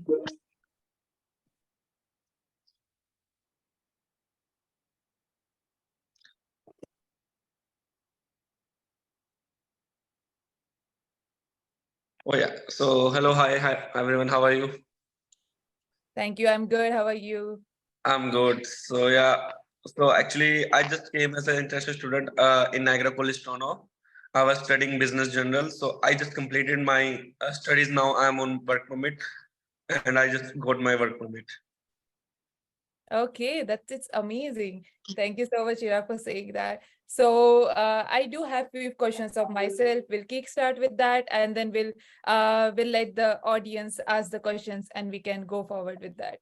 So the first question is how to find part-time jobs as soon as you land in Canada. So yeah, the best and easiest way is to just apply online. If you see, there's a lot of sites like Tim Hortons careers.ca, Walmart careers.ca, like different kind of store. Just apply online. First of all, make a good resume. Resume will help you to get job anywhere. So if you see, if you have physical resume, just go to any store, just give them your hand over your resume, and make sure your resume is fit for that specific job. And the second most thing is there's a app called Kijiji. In that app you get a lot of good jobs, like according to your field too. If you want like childcare job, if you want like receptionist job, any kind of job you can find in Kijiji. So there is a lot of ways, and yeah, these are the ways you can find easy part-time job. Yeah, to add up to that, you can also look on Indeed. Indeed, you can Yep. surely find the jobs. Make sure you have a resume where you mention some kind of experience in customer service that you have. So that will surely help. Okay, so we have next question. Is spending 300 to 400 CAD for a security license worth? How is the job prospect for security in Ottawa? So yeah, like if you see in Ottawa, I was in Ottawa like I think last December. So yeah, in Ottawa, if you see, there's a lot of opportunities for security guard. There are a lot of companies. I can mention name. You can write down their names like Guardhour, Securitas, Cancom Security. That's my company. So our company is hiring in a huge amount in Ottawa because they need a good team. Many companies, and you can do the Securitas. There's Paladin. So these companies are hiring in mass in Ottawa because if you see in Ottawa, there's not too much like population, so they always hiring. Just make a resume when you make a security license, make a good resume, and just walk into these companies. They will just take your little interview. You can watch on YouTube or somewhere about the security jobs. Then they will just take your some like some questions about your experience, about like they mostly see if you're confident or not to do that job. When you give interview, they will just hire you. Okay, perfect. Can you please walk us through the steps of getting a security license in Canada? Okay, so first of all, you have to take 40-hour class. In that class, they will teach you about the security process. Then after that, you have to take 1 day CPR class, which is compulsory. After this thing, you will get a completion number. When you get the completion number, you can apply your security exam. You can choose it either online or you can choose it offline. So when you do your exam, there's only one attempt. After passing your exam, you have to apply for a security license. Then when you apply, you will get your digital license in just 1 week, and your physical license comes in like 3 or 4 weeks. Okay. So how much is the cost of each step in getting security license? So there are some companies who take $145 for these classes, CPR and the online classes. Online classes you can do at home, just online. So $145 for that. Then you have to apply for exam, which is $45. Then when you pass your exam, you can take $85. You have to apply for the license. Then it's totally like $350 maximum. Okay, perfect. So can you please tell us the hourly pay that usually security license people get? So hourly is like $17. Maximum company gives $70. But when you start working, like you did work there for like 6 or 5 months, they increase your pay. It goes to 19. The highest pay is like 23, 22. So it's a good pay, and the best thing is it's a best job for any student, because when if you see like a student got so many like assignments and everything, so you don't, if you do other job, you don't get much time to do your assignments and stuff. You don't focus on a college. But when you do security, you can focus on everything, because you don't get physically right. You just have to, some jobs are like you just have to sit for like 12 hours or something, but you can use your laptop so make your assignment. I used to do that whenever I used to do it when I was in college. I used to make my assignments. I also when my classes are online, I used to study in my class while on job. Okay, that is amazing. So can you please suggest a few good places to get security license in Ottawa? In Ottawa, actually, in Ottawa, I don't know, but I can. You can search anywhere. Just okay. So if you want to do online, so if you see one of my video, but I will provide you the link. Question you can provide to these guys. So that's like a company which I am like collaborate with. They make online license, so you don't have to go anywhere. They will give you online course on everything online. Just you can do at home.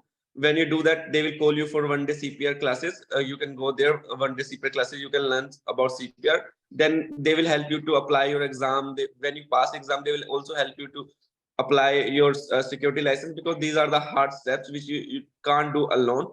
So I will just give you the link of that company so you can provide to these guys. Okay, yeah, that would be great.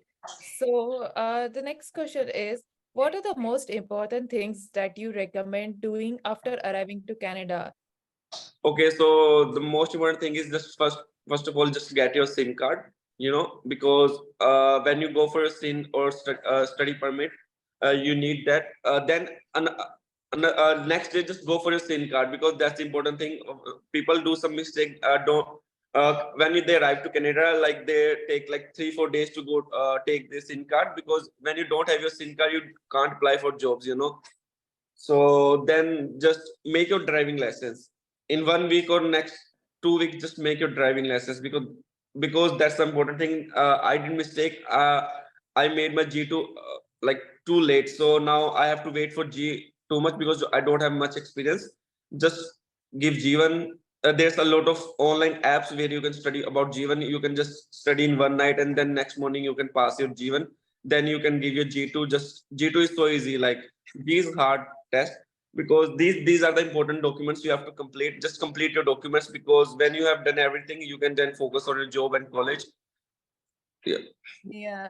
So, next question is, what are the best part-time jobs according to you for students which don't require much hard work?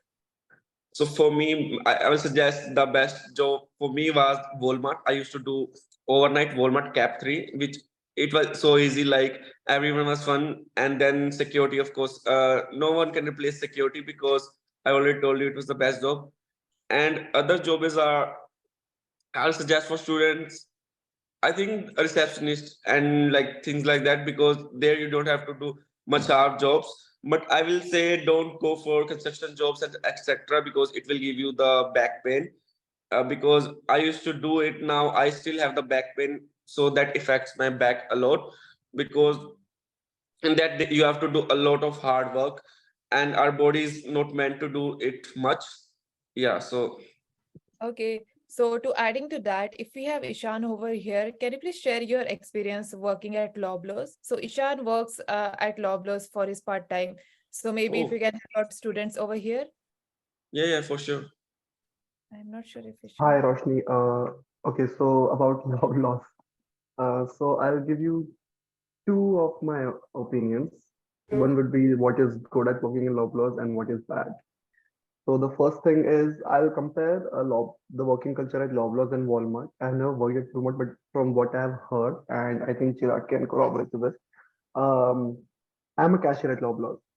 So as a cashier, we are asked to bag stuff, basic things that every cashier does is scanning the things. Then we are supposed to bag as well. Apart from that, which I feel is different from Walmart, is we are supposed to stock back the products that we have in the aisles. We are supposed to do overstocking. We are supposed to do reverse shopping. Reverse shopping is when an item is out of its place, then you have to keep it back where it belongs to. Then you are supposed to do the garbage. If you are closing the store, then you are supposed to clean your caches. You're supposed to do the cart. I'm talking about Loblaws. You're supposed to do the carts. If there are no carts outdoor, you're supposed to do garden center. I, from what I believe, this is not a minimum wage job. We are paid Yeah. minimum wage, but this cannot be a minimum wage job. At Loblaws, I see a greeter whose only job is welcome to Loblaws. Welcome to Loblaws. That's a minimum wage job. Yes. What we do, I don't think that's a minimum wage job. That is one thing that I think about Loblaws. Working, a good thing about Loblaws is, I'm thinking of a good thing. I don't know. I mean, I've made a lot of friends at Loblaws. It's very near to my house. It's like 2 minutes from my home, so it's the commute is very easy. The hours are very flexible. The supervisors and managers, they are pretty compelling. If I ask for a change in my schedule, then they are able to do that. I am able to get hours, not as much, but I'm able to get hours. So that's like a thing. When it comes to work culture, I think Loblaws is not very good. So Okay. that's my opinion. Thank you so much, Ishan, for sharing your experience. Now, can I please ask Varun to share his experience for Walmart? Oh yes, Roshni. So when I came to Canada, my first job was working with Walmart. I worked as a merchandising associate, meaning like a Cap 2 associate, where the main responsibility is to make sure that the store is stocked up, and we'll be unloading the trailers and stocking up the entire store, and restocking, and binning and capping, and we'll have a lot of things to deal with. To be honest, as Ishan said, it is definitely not a minimum wage job, and not the one that we are paid for. But when you come to Canada, when you're looking out for part-time jobs, take up like any initial part-time job. That will be a real good experience for you to hunt for more part-time jobs and to get a better part-time job. I mean, it depends on the position, on the, like which position you work at Walmart. For example, like as Ishan said, like a greeter or a sales checkout associate, they are prone to less work as compared to a cashier or a merchandising associate or an omni associate, or a customer experience associate. And customer experience associate, you just need to interact with customers, but there are different other jobs in Walmart which requires a lot of strenuous hard work and mental effort that needs to be put into. And also, as Ishan said, the managers are very compelling, and even though the hours are flexible, bad manager can make your hours go unflexible, and it will be really contradicting to your university. So just make sure that you apply to a right role, ask your senior which one would be the best bet to do a little job, so that I can focus more on studies as well as earn some good amount. And in the meantime, and for better part-times, look for some technical job, or probably like a tutor job which will pay you really good, or look for some teaching assistantship jobs at the University of Ottawa. It will pay you really good. Look for some meaningful jobs, but in the same time, for your bread and butter, do the job, but choose a wise role. That would be my best suggestion. Thank you. Thank you, Varun and Ishan. So, next So question for I Oh, will sorry. also share some experience of Walmart, my Walmart experience. Oh, okay. So I was at Cap 3. It was overnight. So like, and you see my 90% of coworkers are Gujarati. So it was so chill there. And the best thing was I started with a pay rate of $17.35. Then what happened? I just worked for 1 week. Then there's a thing when Walmart like see the last year's profit. Then what they do, they want to distribute between us, so they increased our pay, which became $18. So I started working $18 at night. It was so chill. Like they just used to give me an aisle, like the Varun said, we have to just stock up the things in that aisle, so that when the Walmart open at 7, the customers start coming and they see the items on the aisle and they can pick. So it was so chill because my all workers are like Gujarati. I used to eat good food. My like manager was Gujarati, so I was on drop, so I need hours. I need extra work. So I used to finish my 40 hours. Then I used to get call most of the days. Like my manager calls me, "Hey Chirag, please aja." Like the other guy took off, so he's like so friendly. So he's like my friend. So I said, yeah, I will come. So he used to give me so much hours because he know I was on drop, and I have to pay my fees. So like yeah, Gujarat, like the Walmart employees, if you see, are so good. Like they will always help you. So yeah, that was the Okay, experience. thank you for sharing that experience. So, next question is, what are the documents required for driving license? So just your passport, and if you have experience, like Indian license or anywhere's license, your driving license of backcountry, and extract. Like you need an extract for that license so that it can prove your experience. So it's a page like it made in it you can make by anywhere like law firm. You can ask them to make your extract for driving license. It must be more than 1 year, so that because they only take that. Then these are documents: just your driving Indian driving license, your extract, and your passport. Okay. Yeah, I would like to add up to this because I got my G license on the very third week I landed in Canada. So basically, as Chirag said, you need to have those documents, but to get your driving license extract, it's always good to apply through a website called as Parivahan in India, where you can apply and get an appointment at your local RTO. And when you go to your local RTO, the website itself will give you an email with suitable documents that you need to bring there. You need to take those documents there. And when you take it out there, you will be given a driving license extract. And as Chirag said, that's true. And you need to have, and these days, the registries here, they require you to have a chip license as compared to the traditional licenses that we have back then. And your license should not be laminated. So if your license is laminated, they don't consider your experience. Rather, what happens is you have to take up a knowledge test, which is the G2 test. And after the G2 test, you'll have to wait for 10 months to 1 year to take up your G1 exam, and then only you can take up G exam. Supposedly, if you have your driving license in India, you have your driving license extract. After taking G2, you can skip G1 and directly go for G exam, provided you pass the exam. If you fail the exam, you'll have to take up G1. That's a different story. But make sure that you have all the proper documents so that if you have a very good experience driving in India, and with 3 or 4 driving classes in Canada, you should be good in Canadian roads, learning the regulations and laws of Canada, and you should be good to drive. But if you have less experience, go from stage to stage. Elsewhere, if you fail in that exam, you would have to pay the fee for G1 and you would have to pay the fee for G. It's expending like around, for this process, like even for training, it costed me around 400 to 450. But if you fail the exam, it would cost you another $300-400. So make sure that you are well aware of what your driving capabilities, and you can go according to that. Thank you. Okay, thanks for I that. will add one thing. So the extract is only valid for 6 months. Remember that. When you bring Yeah. that from the date made, it only valid for 6 months. So whenever you go for a G1, just don't forget to bring it and to show them. And one thing happened to many students, they don't accept some like driving test, don't accept your extract. You have to talk to them.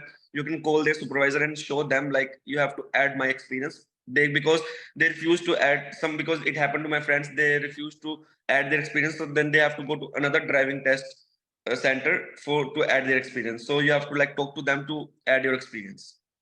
Okay. The next question is, do we need international driving license from India? Yeah, we need, it's compulsory. If you want to show your experience. If you don't have experience in India, then you just have to go for G1, then you have to wait for G2 for 12 months. Then for G, you have to wait for 10 months or 8 months. Okay. How do I manage my 12 hours a week dealing with the shift? Sorry, a little confused, since 8 plus 8 hours or 12 plus 12 hours, which way I think they don't add up. So basically, he wants to know, how do you manage 20 hours per week shift? How many hours do you get per day? So when you're on 20 hours limit, what they do, they will give you in Walmart, I was in 20-hour limit first. So they used to give me 8-hour shift, then 6-hour shift. But it was bi-weekly. So next week they used to give me less hours. So when you do what bi-weekly, they will only count your 40 hours. But now the rules change. You have to do only 20 hours a week. So but you can do 8 hours, and 4 hours.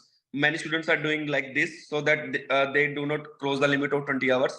And your employees know you are only limit for 20 hours. So they will adjust your shifts like that. 6 hours, 8 hours, something like that. Okay. So it's usually like 6 hours and then 4 hours, or 8 hours, like that. And it's not mandatory that you get 20 hours per week, right? Yeah.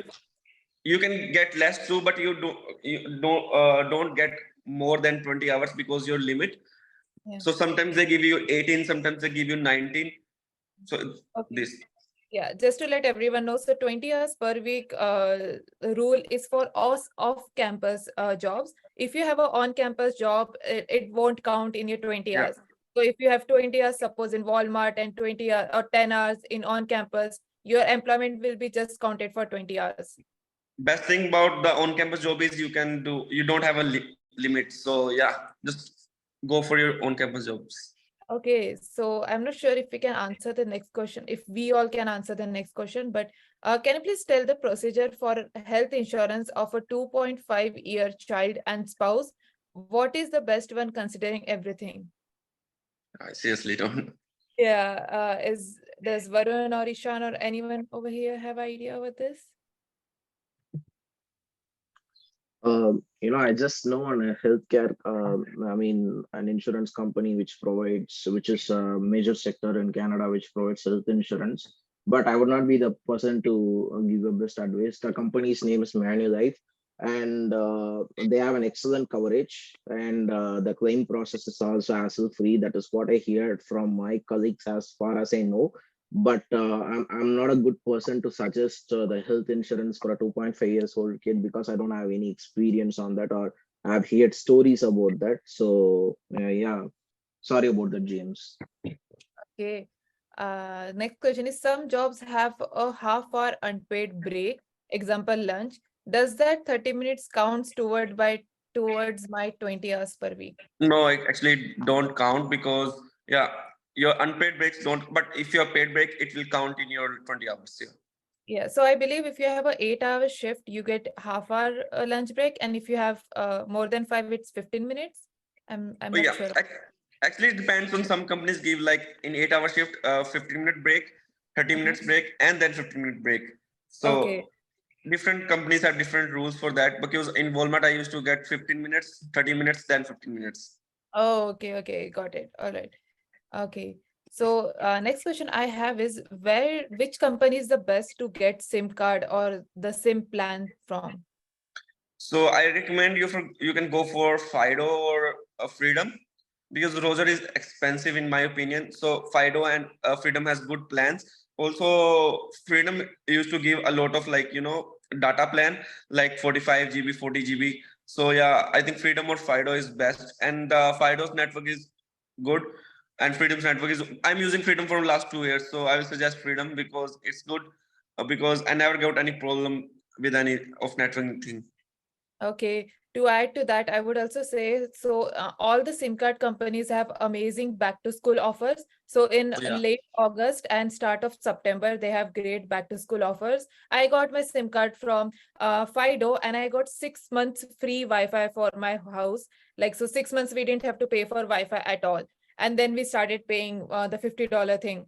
So it's best that whenever you go to get your SIM card, you ask them if there are any back to school offers, and make sure that they know you are a student. Are there any student discounts? They will surely help you with that. I Yes, will. and yeah, please go ahead, Chirag. Yeah.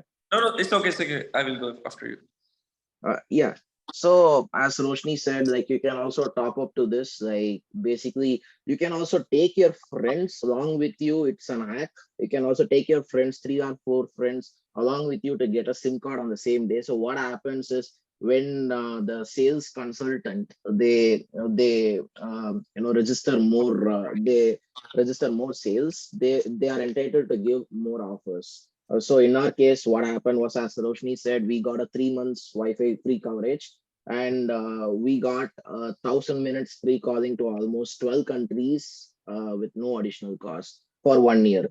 They gave us this amazing plan, and they also told in a way that my mobile plan would be the cost would be reduced in 6 months, and it was reduced by $15. And it's kind of like a cheap deal that I'm paying right now, because I kind of live in a town and I used to travel a lot around Canada, and I go to a lot of remote areas, and Fido is really good and Freedom is also good. But as Chirag said, I would not also suggest to go for Rogers or Bill unless and or until it is very necessary for you to spend that much and have a really good network. And it's a really excellent network. These are good networks, but that's a excellent network. So that's the real difference. Nothing much about it. And Yeah, one more Chirag. thing, don't whenever you land on airports, you will see some people like selling SIM cards. Don't go to them because you will not get some offer. Whenever you land, just after 1 day or 2 days, just go to any local store, and you can see there's a lot of good plans rather than you get a SIM card on airport, because there you will just get a normal plan. They'll just sell normal plans.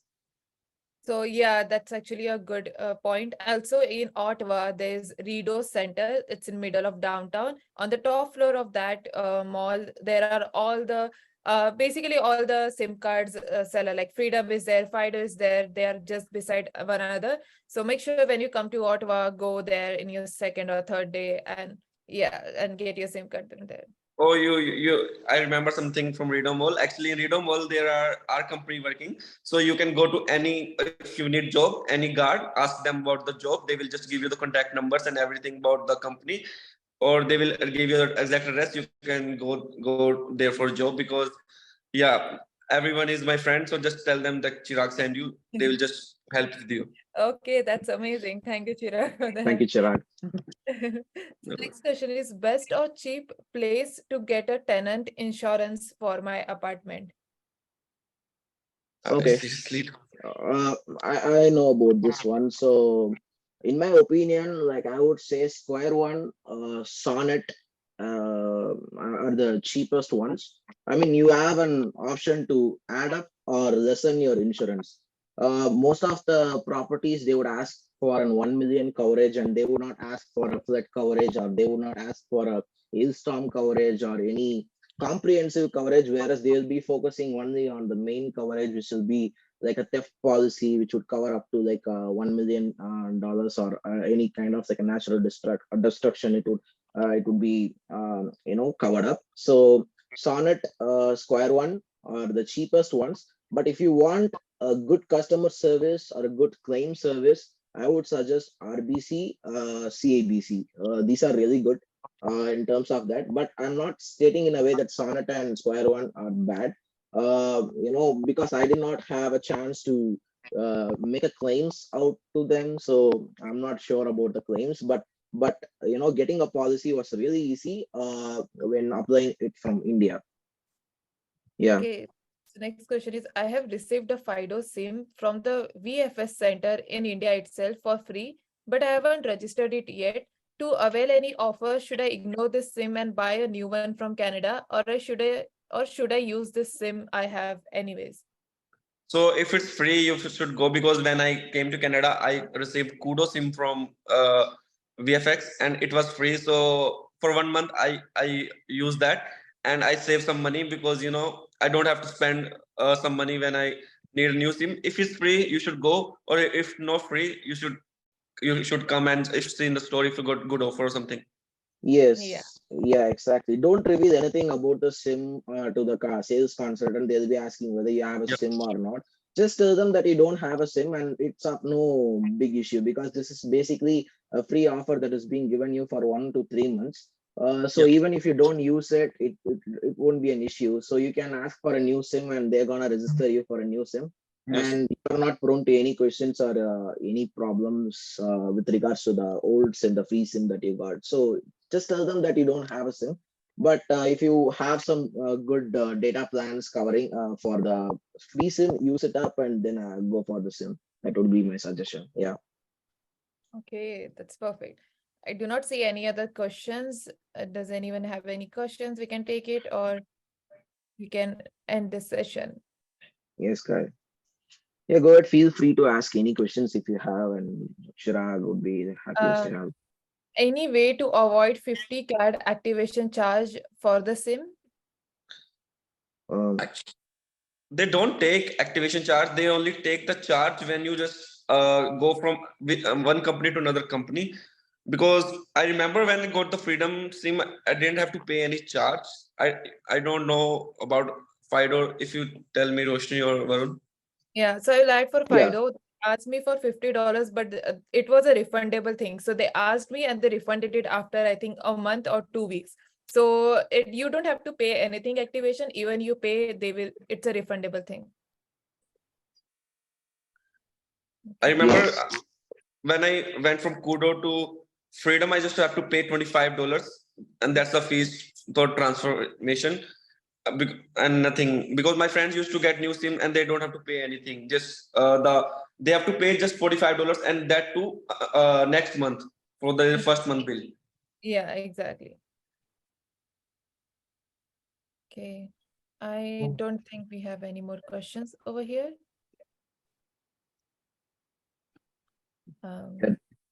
Yeah. Do we have like any more questions, guys? Like, just feel free to go. Like, yeah. Feel free to ask anything, yeah. So we can help you guys. I know when we are in India and we have to come here, we are so curious about many things. So yeah. Yeah, that's true. Best SIM and Wi-Fi provider in cheap price in Ottawa. I think we did answer that. So SIM and Wi-Fi provider are the same. So if you are getting Fido SIM, you can get Fido Wi-Fi too. And I Like, think it's same in everywhere, not in Ottawa. Like mostly, like the companies offer same prices. Like in nearby in Ontario, I have no, not. okay. Yeah, many people. Sorry, I remember many people want like go for like new devices, you know. So I would suggest you guys wait till the November for the Black Friday and those things, because you got devices in very cheap prices. But I remember my friend used to get the on the lease of $155 for the 13 Pro Max that time, and when I go for on Black Friday, I got it for just $135, then 30 GB per month data. So it was so cheaper than, because I'm saving like $35 per month. So yeah, just wait for Black Friday. If you want anything, any device, any cloth, just wait for Black Friday. Yeah. Yes.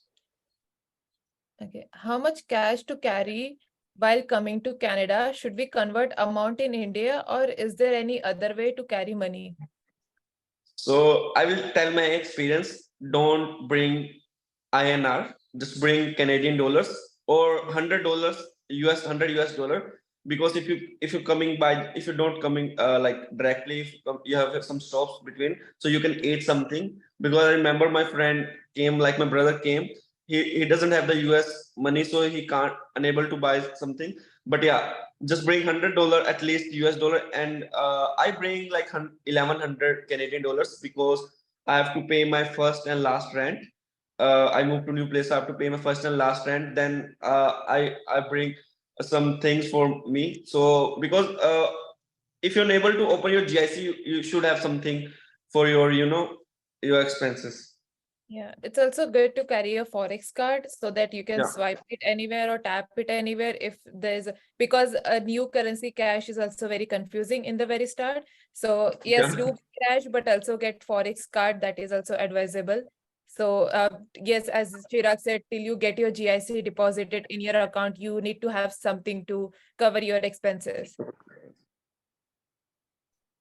Any suggestions for Forex card? You can. Okay. So I did take Forex card from Thomas Cook. So that is a good place. I think the state banks, like I was from Mumbai, so State Bank of India, SBI was a good option over there too, to get cash or Forex card. In state banks, you usually get lesser conversion rate compared to Thomas Cook or any external place. I just got $150 and I still have like $100 left in my Forex card. I use hardly 50 because I got my GIC in 3 days. But always keep extra money, extra cash. You never know what can happen. And in foreign country, when you are new, it's best to have good finances with you. Yes. Varun, if you have any experience, Ishan, if you have any experience for Forex card, please do share. Yeah, so I still have a Forex card and we still use it on a day-to-day basis. I use NeoX Forex card. So back then, like in our days, like Neo Global was really famous because the reason being like there was no conversion. I mean, there was little to little conversion rate, and there was no other forex charges, transaction charges, and unless or until you exceed the transaction limit, you would be charged a certain amount. But I recently heard from the incoming students that the Neo Global has been suspended, and I mean it can't be used in abroad countries for transactions. But still, I have an amazing card called as NeoX. It has zero transaction fee. The forex TT selling rate is really really low. As I mean, I would not say a perfect price. If it is for $61 is like 60.5, it would be they will be charging like 60.58 or 60.59 and not more than that.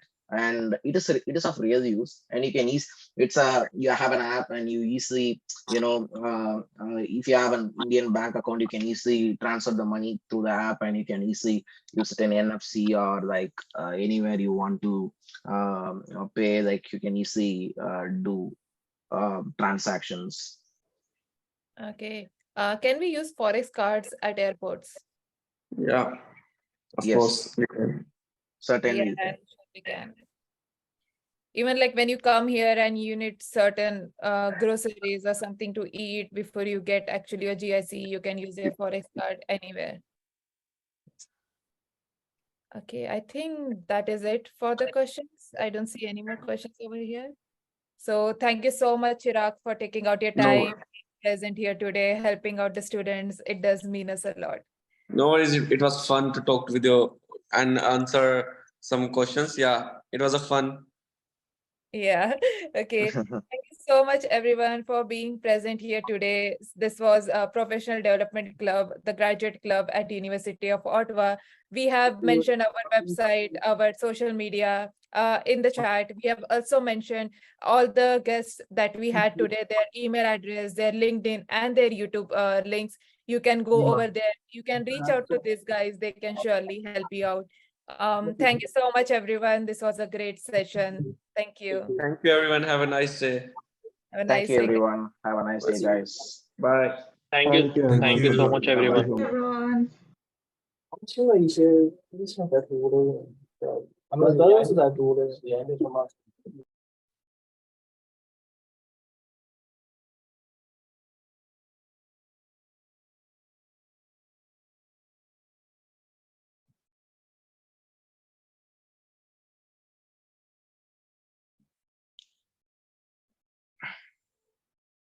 Thank you, everyone.